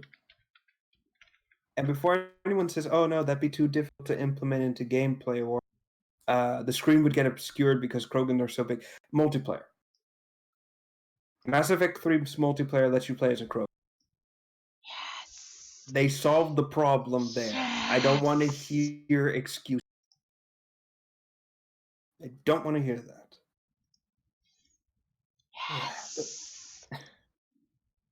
I love Krogan. I know. God, I'm I not know. telling you this. I'm telling them this. I love the Krogan. This is what I have to put up with, people. Rex is my fictional husband. I love him. I love the Krogan. Oh, Jesus Christ. But yeah, again, if we get that opportunity, that'd be pretty cool. It really would. But still, it's curious to see where they would head with this story. And hold on, let's see. I also had the idea of making the Krogan Rebellion setting something like an MMO with both sides of the conflict being played. It's an interesting idea. Yeah. Krogan more hardy, more um, what is it? More hardy, more combat oriented. Building a huge wall of meat and muscle versus the You're always gonna get a reaction out of me. that you're encouraging her now. You're actively encouraging her now. Oh no. You know what's worse as well? Hmm. Uh, there's a tally body pillow in Gmod already. I don't Just care. just no, just wait, because I'm pretty sure at some point someone's gonna deploy squad mates and one of them is Rex. Yeah, but how would he even fit? I don't know. It's Don't just make a two body pillow pillows. over Krogan. Make it full on chair. That's what I was about to say. It's like it's just like five stacked on each other, When we sewn into one first giant when we Krogan. first thought of doing this show, I tried to make like we tried to be funny with like the background stuff and have like Mm, pictures that animated. So you'd always see something different in the background, but we scrapped that pretty damn quick. And yeah. and like we each made our own sets of this, so it would like switch between the images every time somebody would talk. With Yep. mine, my chair was made out of a Krogan. And there's like two Godzillas standing behind me. And that was my To be, chair. and to be fair, it wasn't like, oh, it's the body of. No, no. It was an actual like living Krogan. It was a Krogan sitting on his hands and knees. Hmm. Oh Lord. Again, this is what we put I up with forgot to put the sometimes. maturity sign back up. Hold on. And There we go. the list is gone too. I just noticed that. Yeah, because we had to share the armor. I keep all right, but yeah. But like I said, I'm curious to see where this goes. Like, I doubt they're gonna do the rebellion stuff and everything like that because that's kind of what they do. You know, they tend to go with the most mundane option. Yeah, but here's the thing. Could they actually make Hmm. a full game out of just this one piece of history? You see, and that's the problem. I mean, Call of Duty tends to do that, Hmm. but typically we know that there's more context behind it, and there's a lot more history for whatever conflict they do. So, you Yeah. know, they get away with it. With this, mm, it's difficult to release because let me. I'm trying to remember the conflict. The Krogan Rebellion was like. Oh, I can't even remember how long it went on for. I want to say it was like hundreds of years, Even but the response is, oh boy. yes, but I don't know. I mean, could make it. You could make the entire game based around the rebellions and the Rachni Wars as well. There's enough time for like the story to unfold and certain events to happen. Yeah. And since it's a war, you can kind of be crazy, experiment with ideas here and there, have things in the campaign that was probably not mentioned. Like I don't know, something insane like, and then the Krogan unleashed a giant wall or something crazy like, you know. Yeah. But I But don't. Again, let's see. But they, of course, countless battles, planets raise and falls well, and it could come up with bittersweet ending of failing to stop. Yeah, yeah, good work. Oh God, I do remember Krogan used asteroid strikes. yep. Oh God, it's Operation British times 10. Mm. It's like it's that one moment when. Oh yeah, I've seen that before. Oh Oh no. yeah, exactly. Yeah, but I don't know. I think that'd be an interesting game, but I don't know it'd be. I think it would be a great side game, to be completely honest. Like something to hold fans over until they finally get their act together and to say, okay, here's a definitive ending to Mass Effect 3, or here we are now in Andromeda again. But no, personally, I think they should continue and end again, mostly because most of the times with any story you're making, if the first part of your story sucks, then there's potential for the second part of your story to be better. And Yeah, definitely. by proxy, make the first one good. That's what I believe. Oh, Lord. Yeah. Yeah, that is messed up, actually, when you think about it. Just imagine witnessing what happens here. But you would have to be away from the home, basically. Like maybe, Yeah. ooh. Well, like I say, I bring up Operation British colony dropping, like I said, a massive colony on Australia. And that was like, good lord, like I said, it was like drawing an entire continent on top of a continent and just watching the chaos and destruction. I can only imagine what like an asteroid, like several asteroids asteroid strikes to a planet would be like, and what kind of devastation we're talking. Yeah. Like, oof, it's horrifying. But like I said, there's potential there for the Krogan slash Rachni War storyline. I think there is. But you would need certain finessing and certain story beats as well. Like I think you need someone who's invested in the lore of Mass Effect to write the story. That's what I think you need. You need a Dave Filoni to handle this kind of thing. Yeah, pretty much.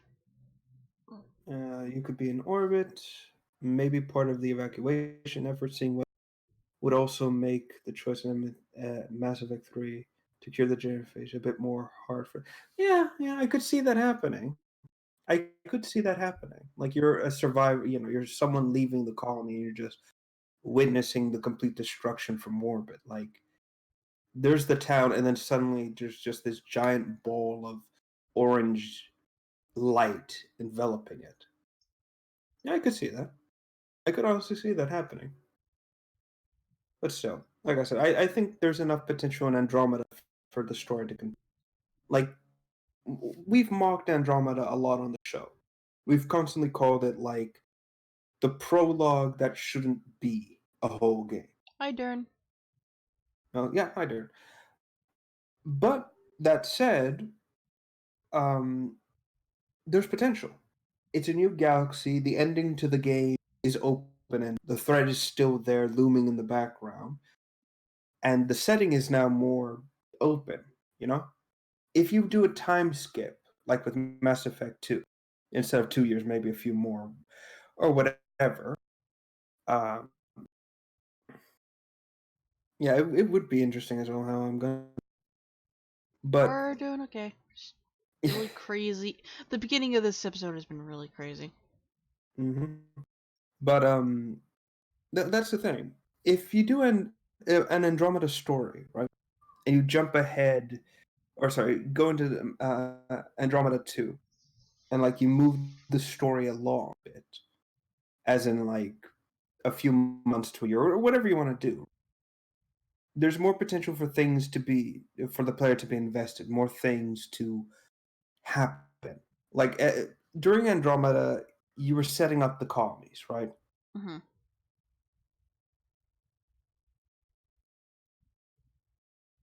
And it's gone. Oh no, I think everybody's gone. What? No, it's just me. Oh no. Why? Why now? Hello? I can hear you.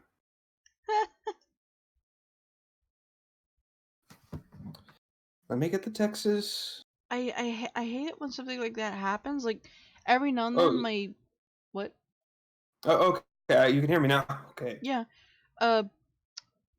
Every now and then my computer will kind of have a spazzy moment where all of my windows will suddenly stop responding for a split second. Okay. Yeah, I know the feeling all too well. Trust me. But I like Anthem and its armor style, but since I played Andromeda, I honestly didn't like it. I don't think adding Anthem's armor would add to Mass Effect at all. oh no. Anthem's armor is very like specific to Anthem. Like how do I put it? It's clear that kind of armor is designed for fighting massive creatures or very powerful enemies, Yeah. and it doesn't really fit for Mass Effect.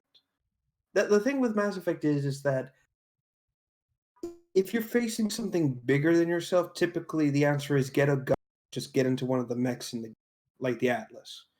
But getting into a full like mechanized, almost Iron Man suit doesn't seem to be, it doesn't fit Mass Effect, and I agree there. It really doesn't fit the theme. Yeah. But for Anthem itself, like if this was, I've kind of joked about this. If someone was to, actually no, sorry, I've actually talked with that weird Asari here about a potential like using the Mass Effect armors in Anthem and like doing a machinima. There's potential there. And I think it wouldn't be that difficult to make a massive style or an Anthem styled machinima with Mass Effect and just kind of have it setting. Like there's potential there. Like just say it's an exploration sort. There's potential there. That's all I'm going to say on that. Anyway, what I was saying with Anthem, or sorry, with Andromeda is the colonies you establish felt like how do I put it? Okay, it's like moving into a lot of right. No urbanization. It's just like an empty field of green everywhere, right? Right. But instead of building the houses, like establishing the foundation, everything for like stone house or whatever, you just get a bunch of portables, the buildings, and just set them everywhere and say, okay, we've set up the town. That's basically, yeah, but that's basically what it felt like. The colonies or the settlements didn't feel like they were lived in or like they were uh, worth protecting. It felt like they were just starting. Yeah, they obviously were just starting out, but it felt more like if this gets knocked down again, we can just build over and build something new. That's the thing. But if an Settlement needs Andromeda, your help. exactly, it felt like something out of Fallout 4 settlement program. It didn't feel like these places could become or amass to something important in the future. It just felt like this is my town and these are the neighborhoods that decided to say, fuck you, we're going outside the city limits. But we still want you to protect us. This is my red Lego brick town. This is my blue Lego brick town. This is for the ones that want to be rainbow. Oh, and this one has eyeballs. Yeah, exactly. Sorry. Never thought I'd say this, but something similar to Fallout 4 settlement system, just maybe with beacons instead of actual building. Building the things piece by piece would have been, yeah, I could see that working actually. And I Like think actually, the only thing I go ahead. liked about, like the only thing that actually had me interested in Fallout 4 was building the houses, and it would just be one solid house. Yeah. That was it. I don't like Fallout in general. It's not my thing. But the second they go, hey, you can build a house, oh boy, I'm interested. And here's my giant fuck hour. Oh, this is my Lego house made of those plastic flamey things. I was that Yes. kid. Oh, no, that's fine. That's fine. But that's the thing I'm saying. It's just that the colonies and the settlements felt like they were worth protecting. It always felt like, how do I put it? Like you were, like I said, you were defending a.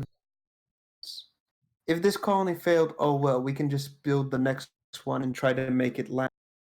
If you do a massive, a time skip in Andromeda to several years in the future or something like that, the settlements have time to grow, establish, and become like actual townships slash cities, like places to live in. And so you would have a stake in protecting these places you helped build.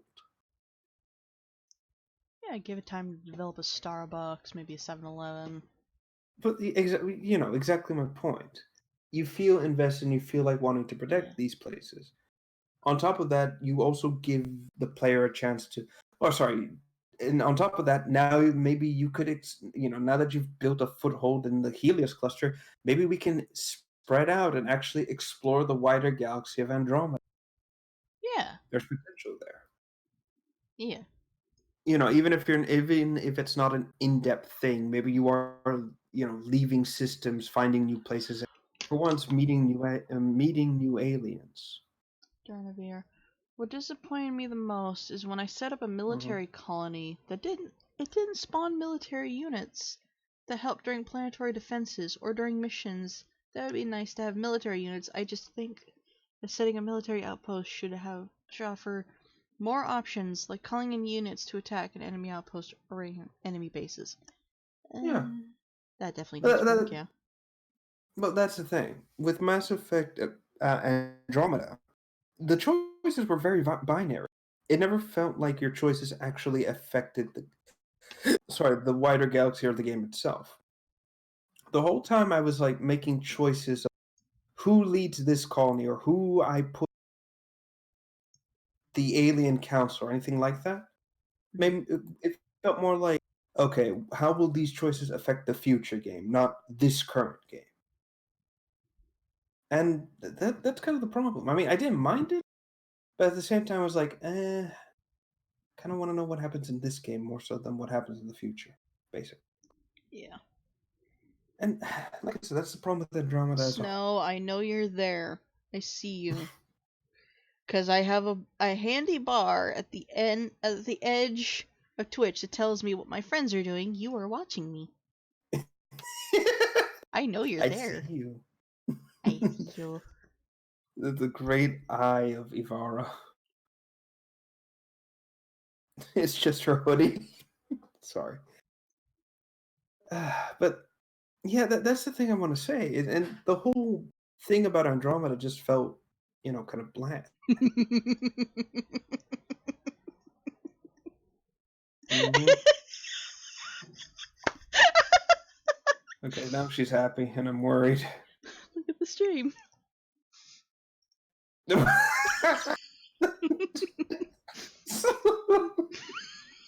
I see everything. Okay, Uh, I gotta try and shrink her down now. all right, all right. It's a But massive Afari, yes. oh Lord. But yeah, that's the thing I'm saying. I mean, if you've ever seen the concept art for Mass Effect, and like I said, that weird sorry here, she can attest to this because I have shown her some of the stuff that I've been allowed to share with others.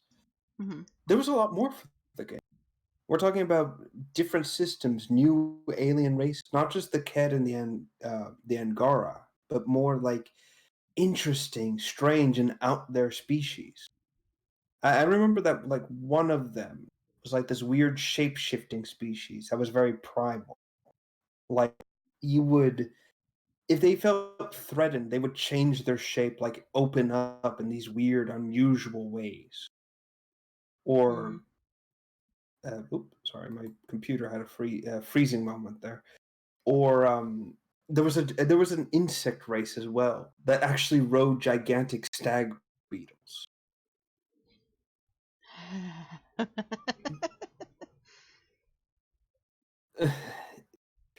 I'll see power button. Yes.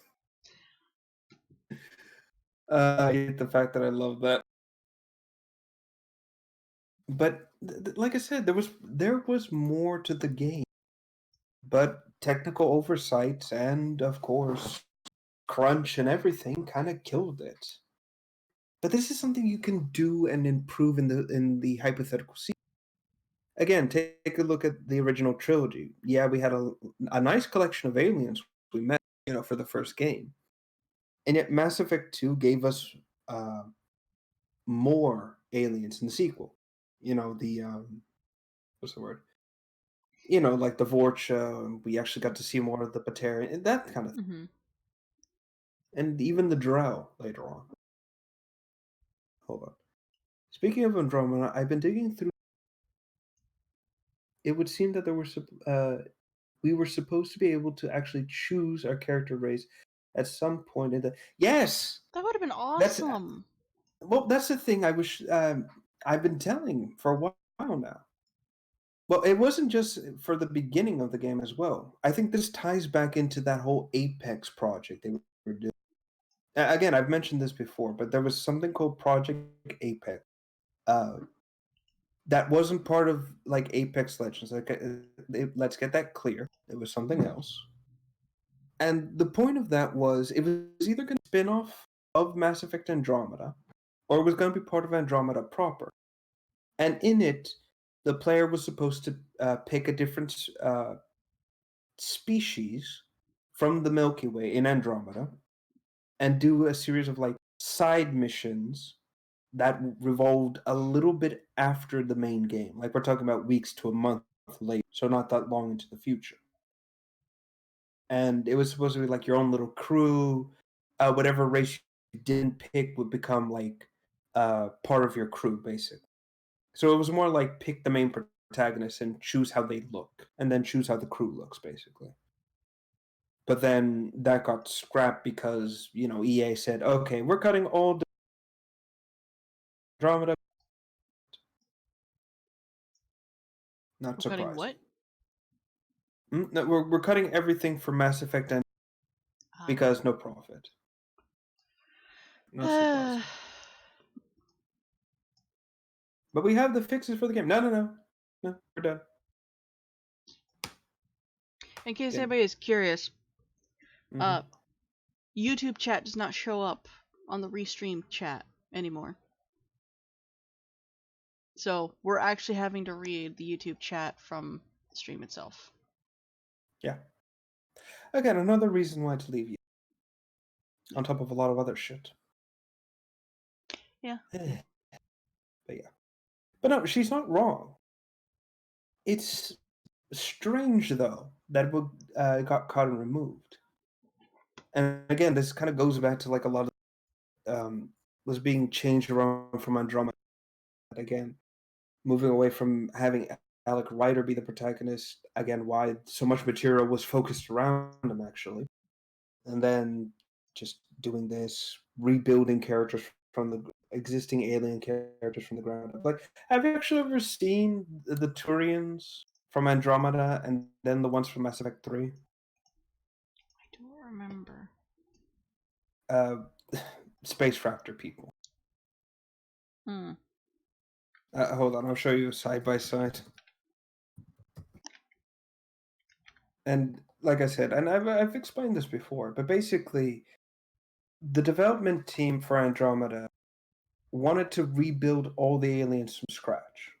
And the idea was specifically um, to have different body types, basically. Like have different Turians with like heights, basically, or have Krogans with different body. That was the goal. And even show like the differences between young and old characters. But then again, like I said, technical issues, development crunch, and everything. What the fuck? Hmm? I'm looking. Oh, I had it right here, but you can see the differences. What happened? You're so smooth. No, look at the legs. They're not showing me legs, they're showing me faces. Okay, wrong thing. Let me Or look. sorry, you're... Oh. Yeah. Oh. Yes. That is the problem. For some strange reason, in Andromeda, all the Turians have suddenly become boated. They become extreme digigrade. Exactly, and that's the thing. Turians don't have digitigrade legs. Again, it's kind of a common misconception. Mm-hmm. Their legs point out straight out, just like you and our legs. The only thing that's bent is their feet, and again, that's mostly because they.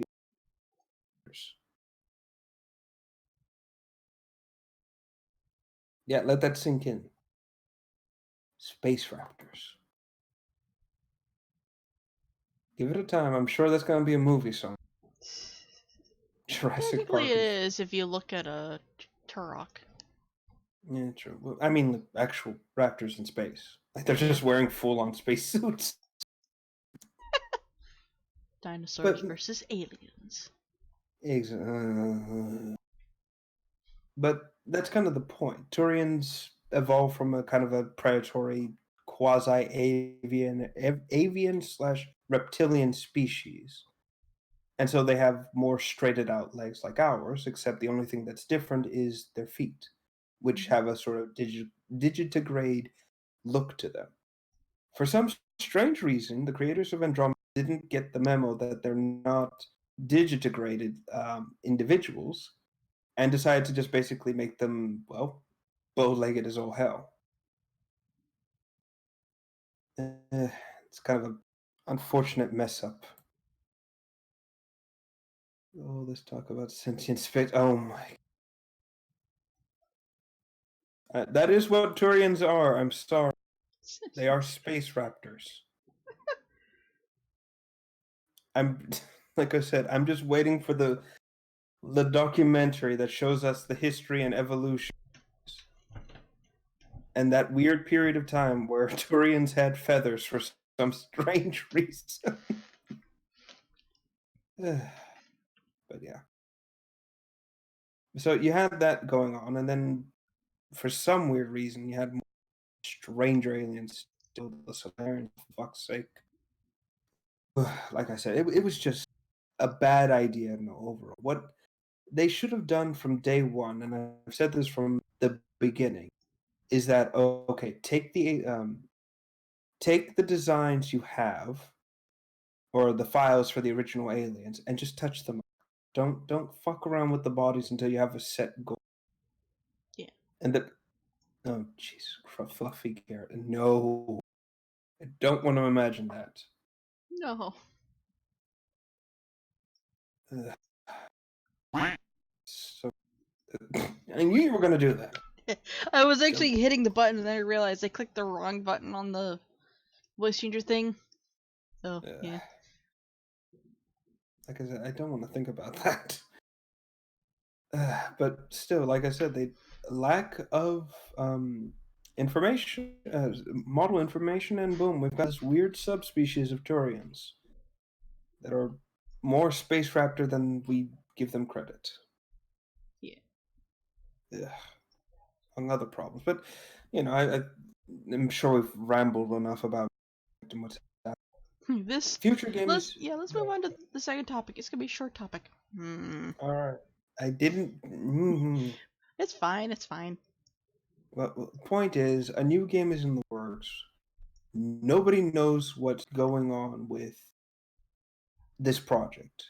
People speculate it might be another taking place in Mass Effect 3. Others believe that it might take place back in Andromeda. Either which way, it's going to be interesting. It could be, hell, it even could be a spin. They've done them already.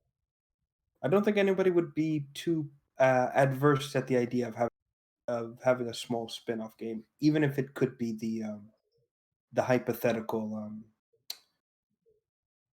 Krogan Rebellion / Ragnar one. Who knows? I'm still looking forward to this, and I'm going to keep my ear to it. And of course, keep asking my contact non-intrusive questions. As in, what can you legally tell me that won't compromise the project? And I promise not to share.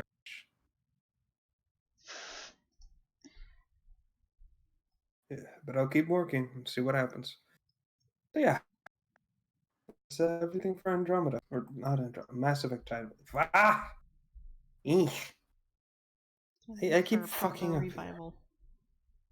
here. Yes. So let's see. That's out of the way. So we got 1, 2, 3, 4 more. And I guess we can get into the dev stream. One you've been looking forward to. Yeah. And I can actually get. So let me open up the topics of the dev stream or the Warframe dev stream on my phone. I already have all the pictures, so. Yes, I actually did something smart. Mm-hmm. Let's see. So that's dev stream 133. Yeah, 133. Overview. So let's get the elephant out of the room. Steve, what the fuck? What the fuck, Steve? That was such a chaotic dev Like, stream. Steve, why? First and foremost, like, is Steve slowly becoming the author? Like, is this gonna be his thing now? Hold on. Yeah. Soon. Prime soon. Thanks, Bob. Like I said, it's just. Like I said, I'm just. I'm just picturing Steve just slowly popping up everywhere in the office with like a confetti shooter Confetti and just cannon. Exactly, just going in to just annoy everyone. Super serious, what's the word? Super serious. Oh god, voice recording session or voice acting moment. Him with a confetti shooter. Ah, that's what I'm just picturing. He's just he's slowly become the office gremlin slash troll who's just annoying everyone in the office. Yeah. And it's it's just, man, what the fuck?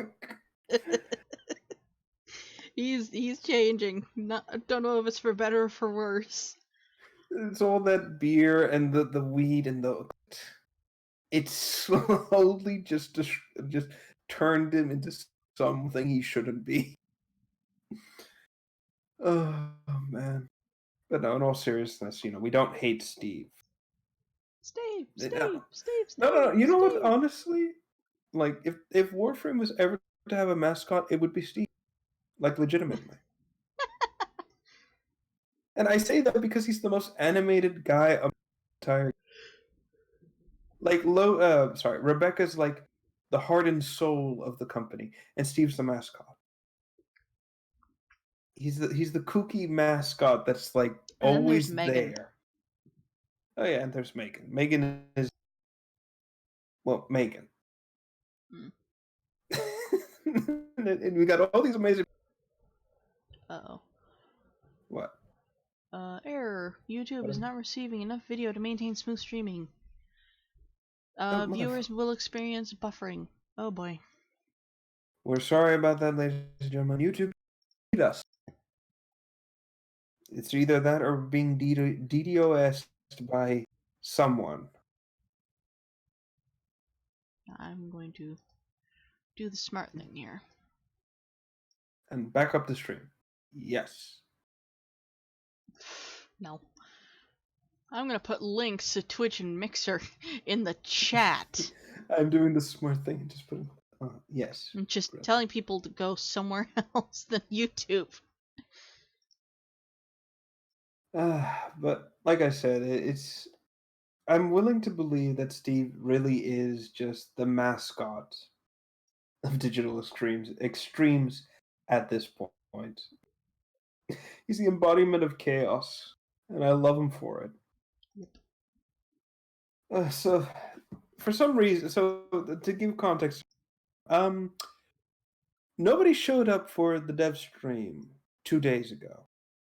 Because everybody was working on the updates. Like, they were working really hard on the new stuff that's coming out. And since Rebecca basically it's out of the job because no longer Lotus technically. You know what I mean? Yeah, I Like get what you Lotus in the terms of like live Lotus, not fake. She's kind of just. I guess. I just guess she's just sitting around now, trying to think of what can I She do has now. other jobs, you know. I know, kind of just fucking around at this point. I just like to imagine she just has oodles of just kind of sitting around like, what to do now? How about reading all these cool village names like Butt Bag? That video was so cool. Like I said, Bop. DE, you brought this on you brought this on yourself with this automatic generation bullshit. They removed the name Tit, but they did not remove the name Butt Bag. Why? Because DE has a bias toward, They have a thing for butts. and I don't mind it. I really Me don't. neither. I don't think anyone does, except the people who probably like really great tits. Yeah, you got your ass man, you got your boobs people. You Yeah, got the people that like the thighs. for whatever reason. I I like don't judge. arms. All right, but still, that's kind of the point I'm trying to make here. Devs have naturally. You were cutting out really bad. Oh, I'm sorry. Am I still cutting out? Try talking some more and we'll find out, so continue. I sense it. Oh, and oh Jesus I Christ! And sense look at that. heresy. And look at that Inquisition here again. Fucking yeah, man. But it's just total madness what that does. To be fair, I think Steve did the good job of like kind of jumping in and just fucking around because Rebecca was Quite kind of shy. yeah. Was Go it ahead. quite shy or quite shallow? Shallow. They already have like the abridged version of the stream up. How we promote Goss? Oh, I know. Your reload speed just isn't fat. Jesus Christ. Yeah, yeah. Oh my That's god. a good way of putting it. Yeah. She has the abridged version. That's how I kind of keep up to date. She gets the important bits out there, basically. And one of these Can I important bits just is say, yeah. Go ahead. Ivara Prime's ass is huge. Since we've mentioned it, but no. What I was gonna say was that Steve did a good job of kind of jumping in. Did because Rebecca was kind of floundering a bit, What I like is that but they were like kind of bouncing off of each other in mm-hmm. such a way, but like Yeah, cool. it was mostly like Steve just I know how they were doing it, but I know how they were doing it, but still like how he kept dispelling everything she was saying. Yes. I'm actually expecting him to become the liar, like, with two best friends kind of thing. Yeah. And I still miss Wooly the pie stealing liar. It still cracks me up to this day. Like I'm just still picturing Wooly just sneaking around in his Naruto head, trying to steal pie. Rev, you have an apple pie in front of your character. Yeah, and one eye. Uh, or Oh my god. just one of these days, just a hand just kind of pop out underneath it and just steal a piece. But yeah, getting back into focus, they revealed. Mhm. A lot of things. So Yeah. I have the list right here. So housekeeping, they had double weekend affinity is now live, Mm-hmm. and it will end tomorrow at 2 p.m. So that's Monday. Vauban and Ash Prime have left the Prime Vault at the relics. Ivara Prime. Now here's the one you're most excited for. So I was watching that stream and I was really Mm. angry when they revealed Ivar Prime. Like, yeah, I was happy, but I was also very angry because I couldn't scream. I could not scream because there were people still sleeping. I can't play these. Okay. Yeah, Ivara Prime was an unexpected thing. Oh, Like was I it? wasn't for me. What part of for me did you not get? I've I been I'm, I've been keeping track of this. I've been spamming it to hell. She's I next. know. Okay, let me rephrase that. I didn't expect her to come soon because Mm-hmm. typically with primes it takes like a long time between primes, which makes me think that Ivara Prime was supposed to come out with Atlas Prime. I think, anyways. So first and foremost, I love the design. She actually looks like just something elegant. Yeah. More so for a prime, I should say. Yeah, feel free to like just lose your mind at any point. I'm just waiting for it at this point. She looks so beautiful. I love it. I'm so excited. I have been saving up all of my plat for this one Warframe. I have 472 or 74 plat just for the Prime and the deluxe skin that will inevitably come out. I have been Hmm. saving money for Ivara Prime only for just this And the fan one art has finally come Warframe. out. And look at that, the fan art's already being made of prime. I'm I not know. surprised. I am so excited for it. I am so happy. I have been very, very, very patient since the day Ivara herself first came out. I have been very patient because I knew someday there's going to be a Prime variant. There's going to be one out there. Mhm. Oh no, I don't doubt it. But that's the thing. So, okay, let me talk about the design quick. Like I said, I think she looks great. She's incredibly majestic for even a prime Warframe, and that's saying something.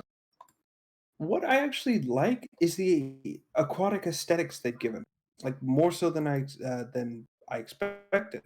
Yeah. This sort of ghostly, ethereal veil around her hips, and the jellyfish-like veil she has too.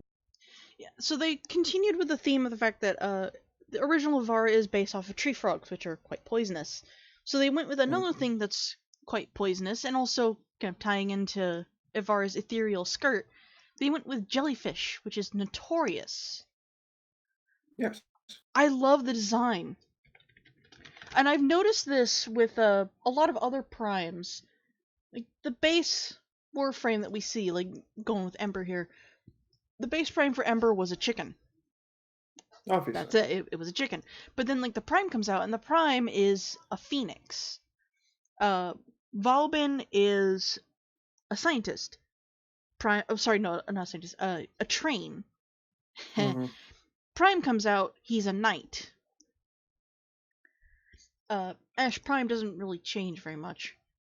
Well, yeah, but this is kind of tying back to DE's kind of problem with Warframe design, and that is they can never stay consistent with certain looks.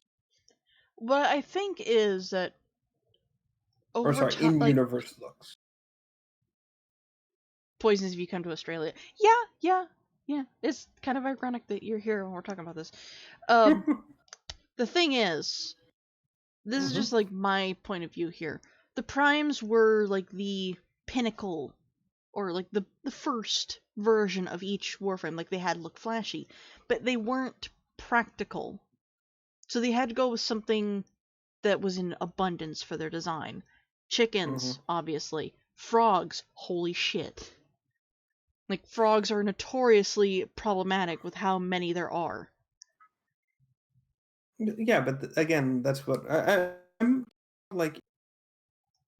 Well, and the thing is with DE typically, and that is when they design anything Warframe related, they never really stick to a design principle for each. Hmm. They always change what they want to do with the look for the Prime version. And again, I'm not going to say it contradicts lore. It rarely ever does. Yeah. The difference is that actually this is actually something I've kind of been that's been bugging me for a while, and that is they've never stated whether or not the Prime version is the ones that are the original Warframe. Like these were the frames that fought in the original war, and what the more common versions are. You know, they never Yeah. really specified that, and it kind of leads to confusion in a lot of instances. Like, okay, again, like Atlas Prime's lore when it comes to uh, the Lavarian, how he destroyed an asteroid and everything got sent out into deep space. The question kind of becomes: Was this a prime or some random?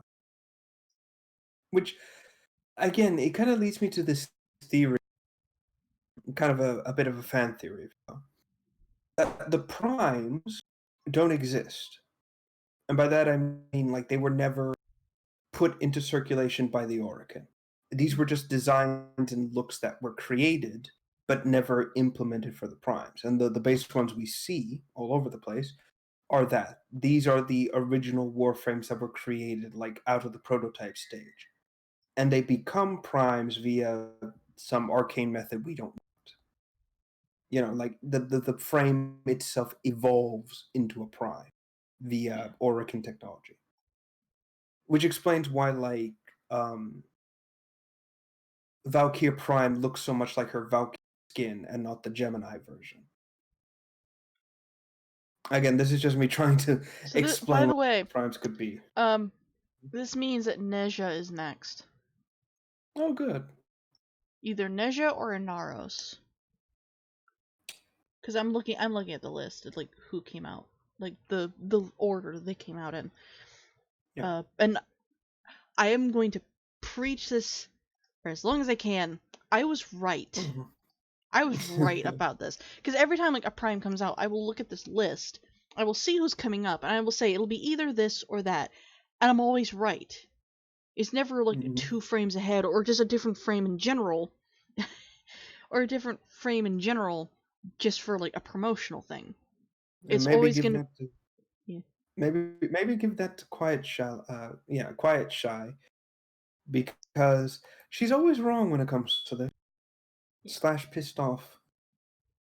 There is no other female frame coming up except for Titania, but that is like 2 Warframes away. They have to do Neja or Inaros next. I think it's gonna be Neja next. To kind of, it's either gonna be him next. Oh god, what's it called? Deluxe skin, or it'll be Inaros, which not much has been done with him since his release. So it might be Inaros actually. But yeah, so like I said, I really like. I love the ethereal uh, design she has, and the thing I actually, and I hate to bring this up again, but her look really reminds me, at least with the design of her veil, really reminds me of the painted lady from Avatar. Mm. Like it's the same kind of veil, the gown-like design, the white misty sort of look. It really does remind me of that. Bill, Liam, and I were in a call for quite a while Mm. last night, and we were talking about this. Me and Bill both agree. We kind of felt we saw this and thought, Alice in Wonderland, just a little bit. Yeah. Like Okay. she looks like something you would see in like Alice Madness Returns for some reason. Just like Oh yeah, I can really, see it. really strange but beautiful. Yeah, like she's not too out of place in the setting. Yeah, I can see it, and I like I said, I really like how the look is, especially at night. And I'm actually curious to see like how her colors will change based on how the players paint her. So that's what I'm honestly enjoying. I'm really happy about this. I really. So another thing she comes with is the Baza Prime and the Axomati. Is that how you say it? Axomatai? Mm. It- the dual pistol things. The Baza is basically, as everyone calls it, gun prime, basically. So that's Oh, time fine to as sell my well. Baza. Chroma Prime is gonna guess Inaros Prime is not. Yeah, No, this could one. work. I guess it could work. Next to that, we have her armor set, which according to this is, uh, they are designed around her, around Ayatan statues and things like that. I Which is actually like this set. hilarious, because I use my Avara to find the dozens of Ayatan statues I am currently holding. Yeah, she's good at it. I like the look actually.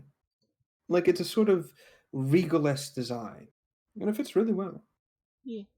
Even her Sayandana looks remarkable. She Really does. legitimately looks like an alien, and I love it. Fair enough. Fair enough. Let's see. Next is the sentient tile. That was strange, to be completely I thought honest. of Doom while watching the entire thing. Yeah. It was really well. That's the thing. I blame.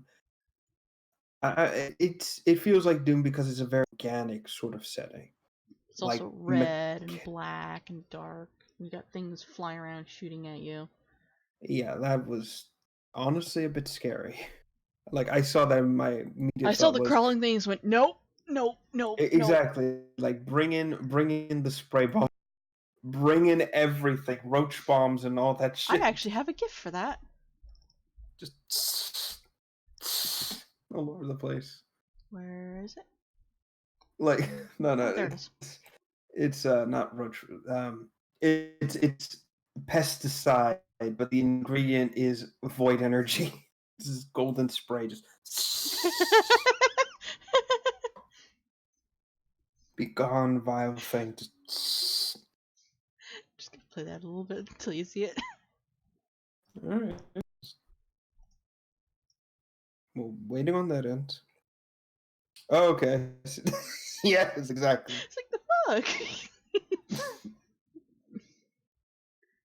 Spray bottle gun next weapon.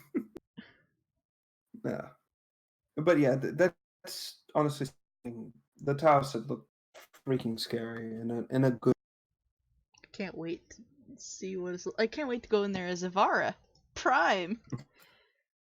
and explore. Yes. Let's see. Next is Rising Tides, the dry dock. Oh, So good this is gods. the yeah. So this is the information they've given for that, and it goes as following. Depending on when the overview goes out, Rising Tides might already be PC. It's hopefully slated for today. The following, featuring the following. Dry dock for your build in clan. Who wrote this? It is incredibly misspelled. Oh Dry boy. dock for your to build in your clan dojo. Okay, need to fire someone there. Here we go. So it will cost 200k credits, 850 circuits, 15 tritellurium, one forma, 25k salvage for Ghost Clan, times that by 3 for Shadow, 10 for Crendel eats as much as I do. Jesus Christ. Fat Yeah, boy. yeah. No, I'm not kidding. Let's see. 10 for Storm, 30 for Mountain, 100. Thank God we never improved our color. Thank God we Let's don't need see to. what else. This will not come with Railjack battles, but is a way for you to prepare Dojo and Railjack before content releases, which is good. Gives us a chance to prepare. The price for the ship pieces themselves. Holy shit. Yeah, that's gonna be insane. It's Let's already see. on screen. By the way, an update for the dojo, Rev. I do not have to Mhm. demolish anything. I just added a third floor. Excellent. That is the only. That is hopefully the only way we can get the goddamn dry dock. Because I had no idea that the reactors were so damn tall, and that's why we've been having issues building things. Yes, but at least now we'll be able to check things out a bit better. Yeah, Oh, but good. You guys got your dry dock. So yeah, this is Snow rushed hers like immediately. that's fine. So this But is all the I've been getting information those for cubes. yeah. So this is all the information you guys will need. Personal stuff and oof, my God, Yeah. 1 million credits. Actually, funnily enough, I have 1 million credits. I have plenty. Here's the thing. I can afford to fund like two, maybe three of these pieces. The cryotic's gonna be the catcher for me, but like I can't fund every single thing. No, no, I don't doubt it. Let me see. Let me see. Let me see. Jesus, Yeah, my let me list see what is we've got here. my list just getting worse as of late. Mm. Here we go. Did you know mm, that Samuel Jackson, Jack? Yeah, I said that right. He does actually have a speech problem, and that's why he really? says motherfucker so much. Because he's training himself. He does that to train himself to not stutter. Oh, good. Hey, I noticed that. I noticed that. I think when I logged off earlier today, I had 3 million, 4 million credits. All So right. I can afford a good amount. I just Oh, this is very expensive for. But if you go for like the cheapest one, it shouldn't put you back very far, if any, yeah. if at all. I would assume. Again, a lot of these 15 resources are cheap. argon crystals? Where'd you see that? It's the middle bottom. Oh, look at that! 15 argon crystals. Yeah, What's hilarious is like you get a mountain of that stuff when you don't need it. But now that we know that we need 15, it's never going to we're show never up. gonna find it. Hmm. But again, like Oh the God. kicker for me is the cryotic, because I already have multiple projects that all need thousands upon thousands of cryotic. It's always the Cryotic is the problem. worst thing DE ever added. Uh, Ugh. uh mutagen samples are the worst. No, And no, apparently, cryotic is according to Snow, this new cubic stuff that you have to collect is just as bad. let's see. Right. Next part. New orbiter featured. New art and lighting. Skylights. If you have a heavily decorated orbiter, your decoration should hopefully be mostly unaffected, but we do have a delete all option if you want to start fresh, which is good. Which is good. Uh, Critical chance-driven stats will be buffed for melee weapons, including a few more other melee being touched. Wonderful. Next, we have Arcwing changes. As promised, we are doing away with Itzel's Blink and applying it as a basic ability on Arcwings. This functionality will not cost energy and will have a cooldown. There was a So lot of back and forth about. I did a few Arcwing missions yesterday just because I want to get rid of my Arcwing sword, just so I can use my Kuva arc gun that I recently got. It is really, really hard to control.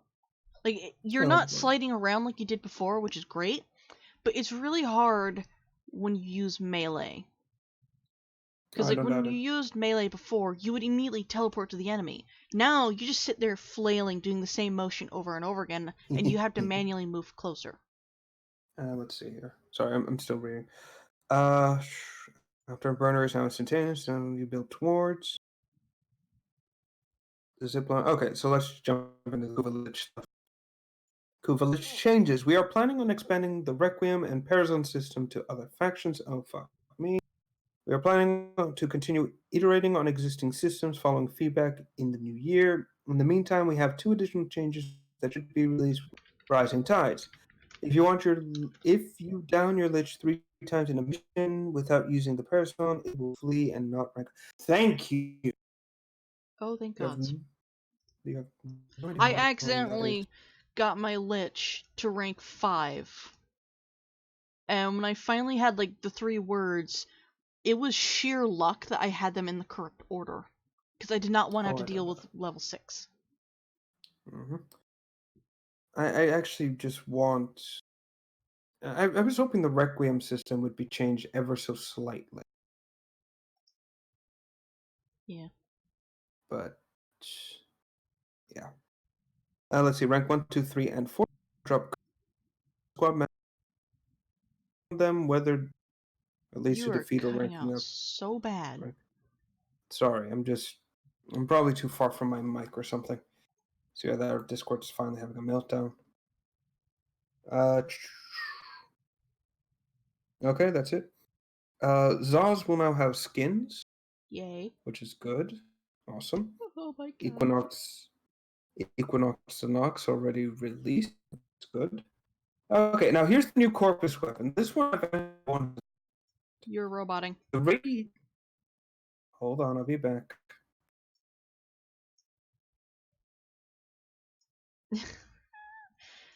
Oh my gosh. This happens so much. All right, I'm back. Hi, welcome back. Let's see. Right, the new weapon, the Corpus one. This is something I actually like. A radiation-themed weapon that impales literal bars of radioactive material into your foe. This thing looks. I mean, it looks like crap. I'm going to be completely honest, but I love the fact it shoots radiation at people, like an actual. It's like shooting radioactive isotopes at them. Oh my god, I love it absolutely. Like I love the simplistic design. Looks great. Really does. Yeah. I like that this kind of brings back memories of that one weird Minecraft character we came up with a long time ago. I think he was The called sensor bar guy.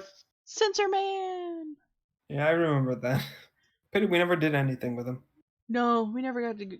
Like, Sensor Man was literally a naked dude with a black bar for his hips, and his Mm. job was to censor things, even if it didn't need to be censored. Didn't need censoring. And like, he evolved to be like a sentient censor bar who still did that, Hmm. but he still censored things that didn't need to be censored at all. Yeah. But we never did anything with him. Oh well. Hey, Let's at least see. at least the Minecraft story is being turned into a D&D story. Yeah, that's good. That's good. You're welcome. Right. Let's see. Other tidbits, and this is just wrapping up the overview real quick. A fuel rod. Yes. Yes, it is. And I want this thing so bad. It looks so much fun. Uh, okay, here we go. Other tidbits. Patch 2.0 is still being worked on, but we don't have an ETA. Okay, that's fine. Dual wielding is now being considered for melee weapons, but we're currently sticking with glaive only for the time. All right. And so basically having a gun in one hand and a sword in the other. All right, all right. Yay. Expect lich. Ugh.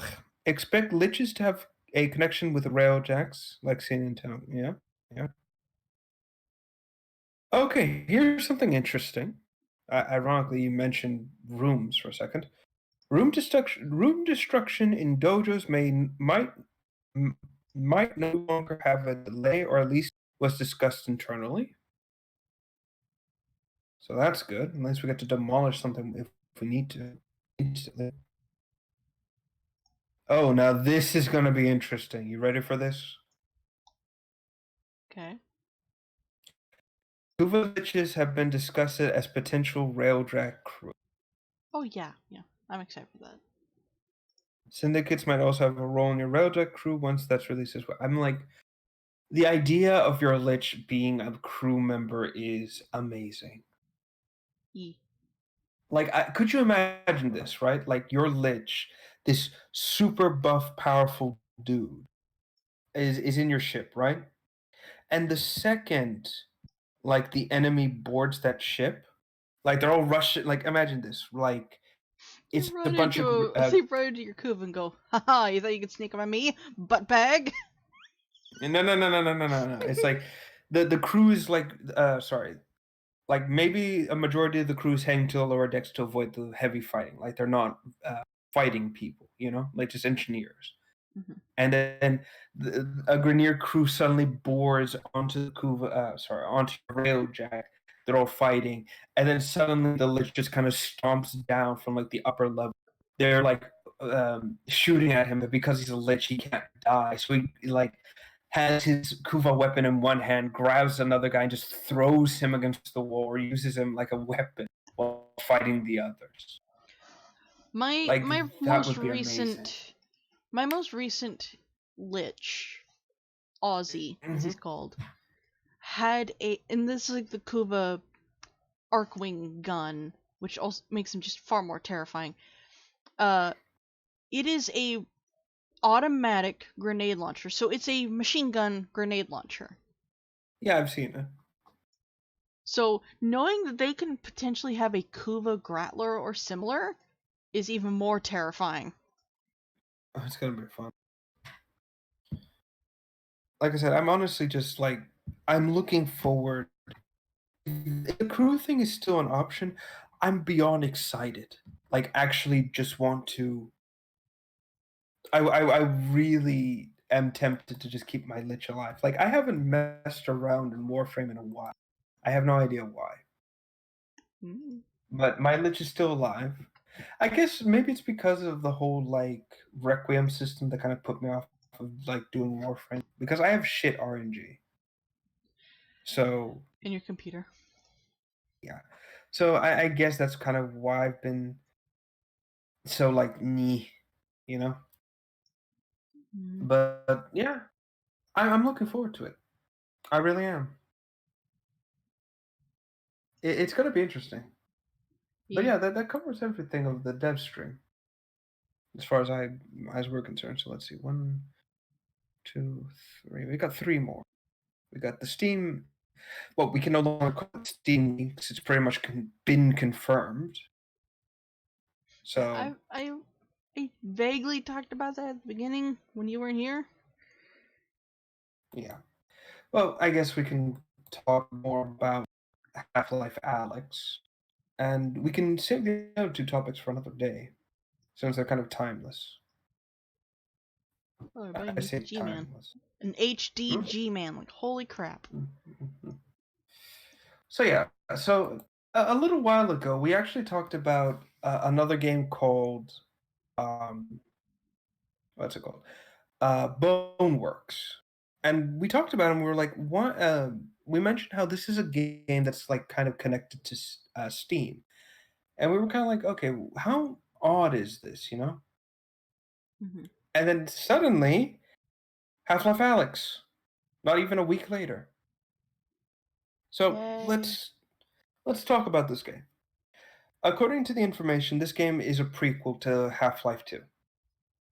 And we're taking control of Alex this time around. And that is an interesting thing to do.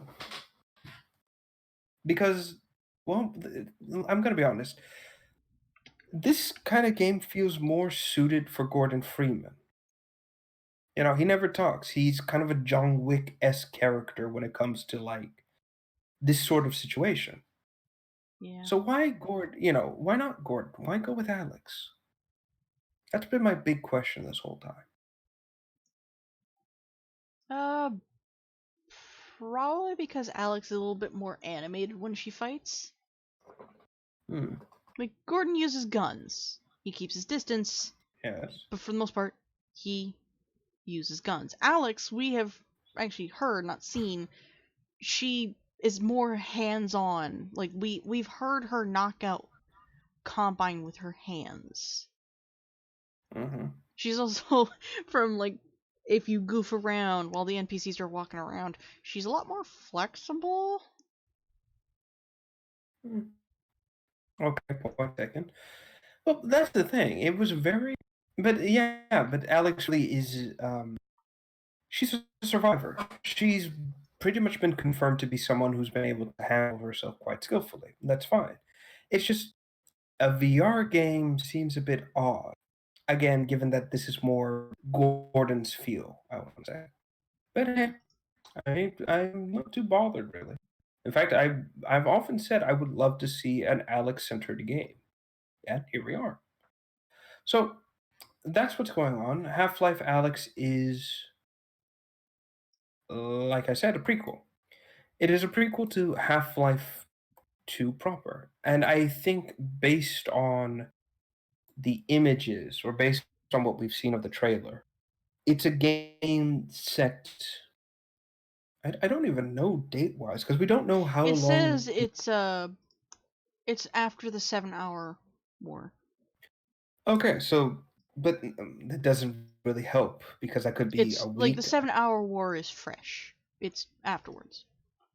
Okay, so but all right, we could say a day then, Mhm. given how quickly that war ended. But point still remains. The interesting. It takes place during the period or a prequel era when the Combine really are kind of establishing their foothold on Earth. And it's interesting to see early Combine soldiers, like how they all look, you know? Like they look plausible. They don't look super militarized. I was kind of happy about that. Hell, I even like the weird pseudo strider we see in the trailer. Yeah. Well, it's not really a pseudo strider. It is a strider, but it's more of an industrial version. Like there's a platform on it. But I liked it, you know? Yeah. I was actually hoping we'd get to see like what the striders are this time around. So that's Hopefully we interesting. will. Hmm.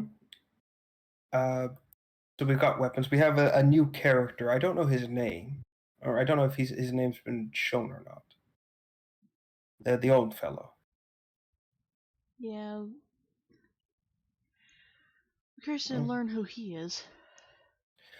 He seems to know Alex's father, so I'm willing to bet former Black Mesa employee too. Maybe. It's possible. Seems a bit crazy, but who knows?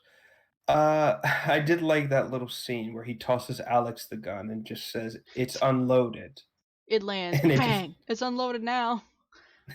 that's what I loved, and that immediately told me that this guy's gonna be a welcome addition to the cast. I think they took hints from, like, Portal 2, because, like, Portal 2 just recently updated. Hmm. So they're kind of realizing maybe we need a little bit more humor in the Half-Life one. Yeah, that's fine. That's fine. So that was kind of fun to see. You know, and the gloves were kind of showing off a bit more. I think these gloves have gravity tech to them, like just like the gravity gun. because when she gets the gun, she doesn't reach out and grab. She just kind of opens her hand and it flies right in. So if that's the case, I'm more than excited to see. I actually enjoyed like the concept as well of rummaging through the environment to find ammo and other weapons. That I like. I mean, obviously, it might not be a whole huge part of the game, obviously, but I welcomed it all the same. It was fun. Yeah, One thing I actually found interesting was the head crabs. They look very unusual this time around. the zombies too. Well, I actually have a still screenshot of one of them. And if you look at the torso, you can start seeing where the head crab is trying to force a second mouth into the body. Yeah, it's like uh, the older zombies in Mhm. Half-Life. If they manage to get a soldier, for some reason, the soldier ones always had a mouth on the chest, and Yeah, that was it weird. was weird, terrifying, but weird. Yeah. Again, I just assume it's some sort of mutagenic thing going on here. But that's what made it interesting, really. These head crabs look a bit different too. And by different I mean like I think this is a younger species of head crab. Like the in between what we see in Half-Life 2 proper and the babies, the gargantuan releases. Or not gargantuan, whatever that thing's called. The queen head crab. Yeah, It's interesting. I actually like how they look. This kind of soft, fleshy sort of color. It's nice. they definitely look like a plucked chicken. They do. I think it's Like the the intention. original head crabs look like a bloody chicken because everybody thought it was a chicken. This one legitimately looks like a chicken. A plucked turkey, yes. So you got that going on. You have the combine as well, and the alien wildlife appearing. That was interesting. Yeah. It made me well, like I said, they confirm in Half-Life 2 that alien fauna kind of mixed with Earth after the resonance cascade. So it makes sense that some alien fauna would start appearing in this game. I was also curious to see Alex's father being out there as well. And here was the big thing I was actually curious about. Why is her father out there? You know? What is his involvement with the Combine? Because we know he isn't like a collaborator or anything like that. He's being hunted by someone, basically. That's what I think is going on. I think they Well, if want we him remember because. correctly, Go ahead. Dr. Breen was in charge of Black Mesa, and he is the one that made the deal with the Combine. And Yes. he's their man. He's their inside man. So, keeping that in mind, uh Eli was at ground, I guess you say ground zero at the Resonance Cascade. He knows a lot more than any other character in Half-Life other Outside of than, Gordon. yeah, other than him and Dr. Freeman. So grabbing the people that were there, like at the site, like at that moment when it happened, is probably like the best thing you can do because they have all the information, they have all the knowledge. Well, that's another thing as well. What's the word? The Combine lack portal technology. Yeah, They don't know how to create portals themselves, implying heavily. Hold on. Sorry, implying heavily that they kind of look for being that can open portals on their own. Organic portal and the makers fact instead that of pure Eli technology. and the professor, their whole niche, like their whole specialty is creating portals and studying interdimensional travel. Exactly. And so naturally, I assume Claire is underground somehow or somewhere. So it's just him at this point. Gordon is missing in action at this time. So it makes sense. My big question, so again, that's probably why they're hunting him. I'm curious to see what the Combine are doing. I'm curious to see how far this invasion is going and what's happening. We see early stages of the Citadel being made and thing. I'm just curious to see where this goes from here. I'm curious about the vault. Likewise. Then we also got the big implication, and this is a bit of information that was told about Half-Life Alyx. It isn't just a prequel, and this is my hope. I hope that this is a direct lead-in into Half-Life 3 or Episode 3. The reason why I say this and the reason why I hope this is because this sort of move by Valve is, how do I put it? It's risky to say the least, because a lot can go wrong here. A lot can go wrong here. And Yeah. honestly, I'm curious to see where this goes. I want to see if this will lead into the official start of Half-Life 3 or anything like that. If it is, I'm happy. I'll be excited and I'll be willing We to have wait waited even longer. so fucking long. Yes.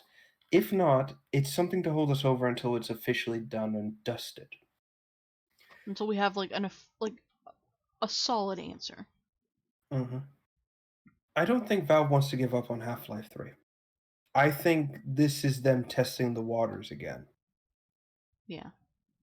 It's either that or they're just gonna flat out say yes, Half-Life 3 will be part of the VR game. It's one or the other. But I I'm like curious to see. I like this game just for the fact that we are seeing City 17 with a new polish. Mhm. I mean, we're seeing it again, but it looks so much better. Slash pre, you know, combinization, really. Yeah, we're finally getting like better models for certain characters. We're getting better textures for certain environments that we've been in before. We're getting better sounds as well. hmm And I'm excited. Mm-hmm. It's all looking great. And like I said, there's a lot riding on this. And as much as I hate to say it, and good gods do I hate to say it. Ow. Sorry. The I think in part we have Hunt Down the Freeman to thank for this. And the reason why I say this is because as much as as much as everyone hates Valve for admitting this, Valve has confirmed that Hunt Down the Freeman is partially canon to the Half-Life story.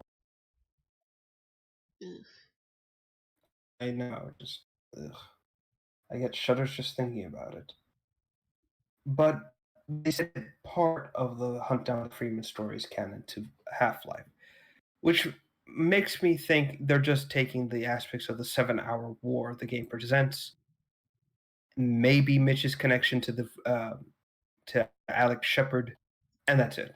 Like I think everything else is just to like say no, the rest doesn't matter. It's just these people. Mm. But like I said, I think we have that game to thank because it showed Valve that there is a hunger and an interest for an official Half-Life game again. Like the interest for Half-Life hasn't died in the years since it's been in hiatus. And I think Valve is ready to jump in again with both feet and see if what can be done can be done. That said, I don't think um I think it was a poor move for them to make it VR because this kneecaps the game's sales big time. Yeah. And the reason why I say that is because oh good gods. The the VR headset that Steam is selling is like I think it's almost $700 or something like that. Yeah. So actually no, let me check. So that's Valve VR headset price. Have you seen the price for pre-purchasing Half-Life Alyx, by the way? No, how much is it? the Steam link is like 10% off. Mm-hmm. Oh my gosh, it's $1,000. What? That can't be right.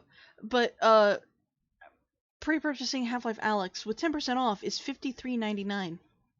So it's $54 for a game. Okay, I was about to say $1,000 for a No, game he's is talking a about bit the much. headset. Oh no. Let me see. I'm actually just on the Steam store page right now. Okay, Trying to actually, double find it. check. I might have fucked up the names of the people in chat. Please GG. don't tell me I just called Eli Dern. Yes, you did. No. Steam controller, Steam Links, HTV Vive. Is that what the headset's called? Let me see. Yeah, it's the headset. Let's see. HTC Vive, and it is $500. Yeah. So let's see here. 500 plus. I'm sorry, Dern, but you're both named D. Let's see. So that's $500 plus the, what was it? $60 for Half-Life Plus Alyx? $54 for the 10% off. $54. So that's $554. The whole set. Without the 10% off, it is $60. Okay, But so if you get 560. according to double checking the names, according to Eli, Oh, wait a minute. if you get Valve Index, you get Half-Life Alyx for free. Yeah, I saw that. Okay, that's slightly better. Fuck off, Dern. The new headset is the Index. Okay, I'm sorry, I don't follow VR sets. Here we go. Valve Index. The index. Oh my. Oh, that's not on. Okay, so the headset itself is $500. The controllers, which apparently are sold separately, is $280, and the the Index base station. What is an index? I don't know. That's $150. So 500, no, $700, or 780. Sorry, for the whole kit and caboodle, and you get Half-Life Alyx free. Oh my god. That's not on. That's not on. Why? Why? But what's great for me is that, like, my PC is actually compatible with like VR headsets, but I'm not gonna burn money for that. No, I knew it. I knew it. They're using Half-Life Alyx to boost the sales of their new headset. Oh my god, that's bad. No wonder people are pissed. This was a mistake. This was actually a mistake. A smarter strategy would have been just sell the game as a regular FPS, and then add the and have the VR option as a separate thing, just like how Resident Evil 7 did it. Or if you need to sell the VR head, do it first and then release an FPS version of Half-Life Alyx. That way everyone gets it. This isn't on. This is greedy as fuck.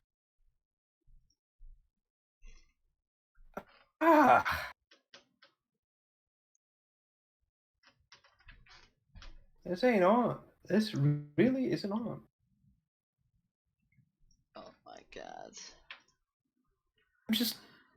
I'm flabbergasted. I'm actually flabbergasted. Like, just I have no words. I legitimately have no words for this. Yeah, that's bad. That's really, really bad. Like, as far as nuclear bad takes goes, this is like this is up.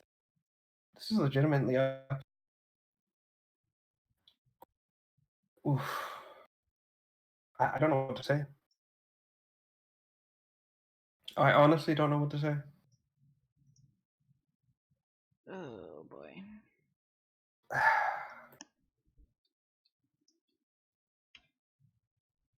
We were so hyped Just for this, and then we learned the truth. no, I know the hype's still there. It's just this is a deal breaker, like flat out. I can't fault Valve here. I mean, I'm calling them out. This is pure unadulterated greed to the nth degree. This isn't. At least they're not hiding behind some bullshit reason or anything like that. This is they want to push product. They want to push a game. Fine, fine. This is business, and I'm not gonna stand here and be like pissed off over them trying to make money.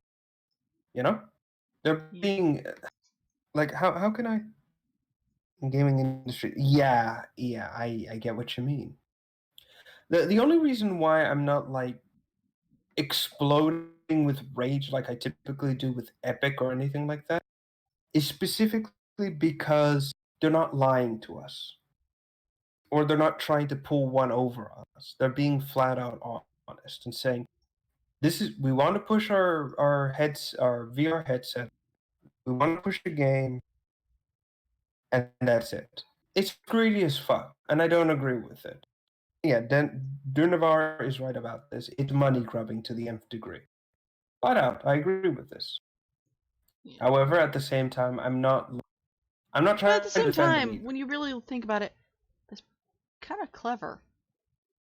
It's a Oh, terrible thing to do, but like, it's clever. Like, they know that thousands and thousands of people have been waiting for anything Half-Life related. And if anything Half-Life related shows up, they pounce on it. So what better yeah, way to yeah, sell their product than to combine this product with a game that people are excited for? yes, and I understand. And honestly, as much as I hate to admit it, this is clever. This is a smart move. This is business savvy. Am I going to am I saying this was a good idea slash this isn't gonna explode in your face? Hell no. This was a nuclear bad take to take, flat out. And Yeah. Valve really should have thought this through a bit more. Like, okay, people are gonna hate us, and this might hurt game sales. Okay, let's release this version of the game that can be played on other PCs. That should have been the smarter move to do, but nope. What? Hmm? What? No, no, I said this could have been a good idea to go on, etc. Nope. They fucked it up the Yeah. last second. Yeah. Again, like I said, this is I've explained why I'm not like exploding with anger or why I think like how I would typically exactly, exactly. It's investor friendly, not customer friendly. That is a good way of putting it. Hmm. And I hate to admit it, it's a smart move. It'll get people to buy both products. It really does. Because a good number of those But people that can afford it are older, and they have like some of them have money to burn. Some of them, yeah, not but all.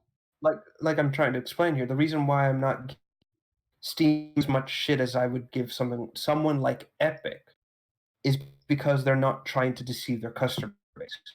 They're not trying to pull one over anyway. It's greedy as fuck, and I'm calling them out on that. Like this was a terrible fucking idea to do, plain and Hmm. simple. However, it's a business. They need to make money and doing a smart business move to make money. And I can't fault them on that. I really can't.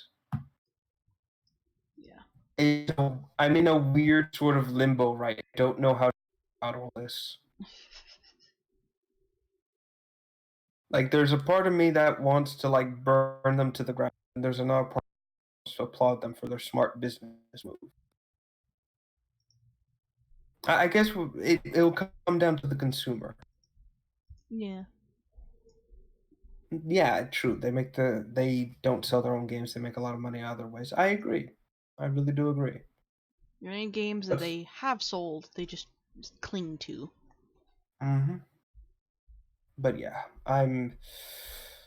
oh boy, I'm in a weird limbo right now, and I don't know how to feel about this. Part of I guess what it boils down to is people be smart about what you're doing. Don't be sheep. If you can't afford the game, don't sell your left kidney for it. If they want to be both business savvy and consumer friendly to an extent, they could have announced the VR first with the added notion of the regular version being on its way. Yeah, exactly. Just like I said, they should have really had a VR version and then released a regular version. And there's nothing that says they won't do it. At least that's my hope. I'm hoping they're not completely boneheaded and will fuck themselves over on this completely. I'm hoping.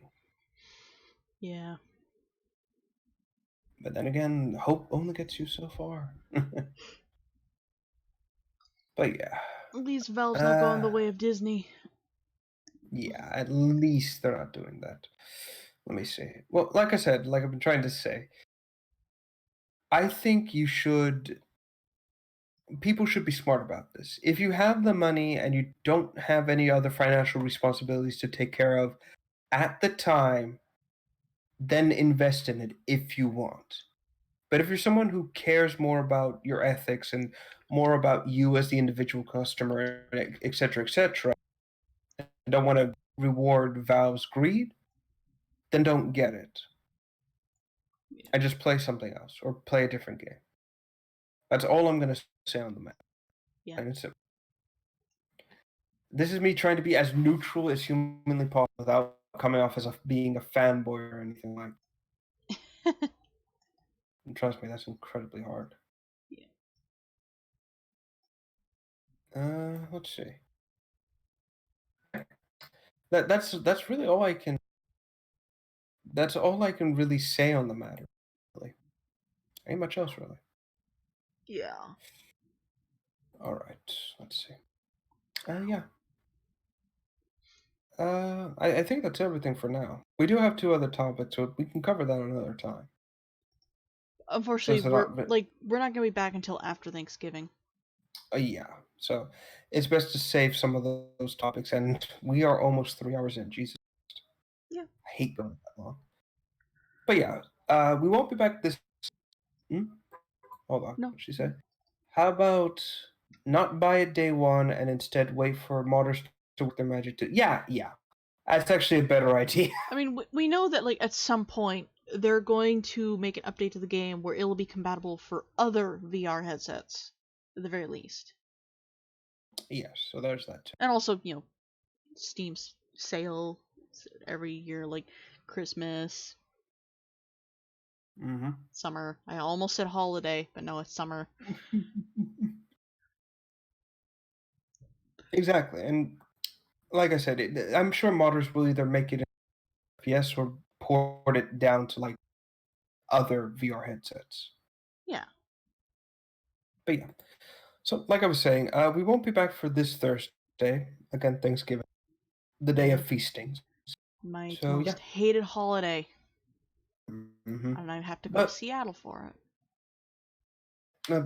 remember to pack well for the eventual attacks of giant pigs I the will size. Oh, bring sorry. soap.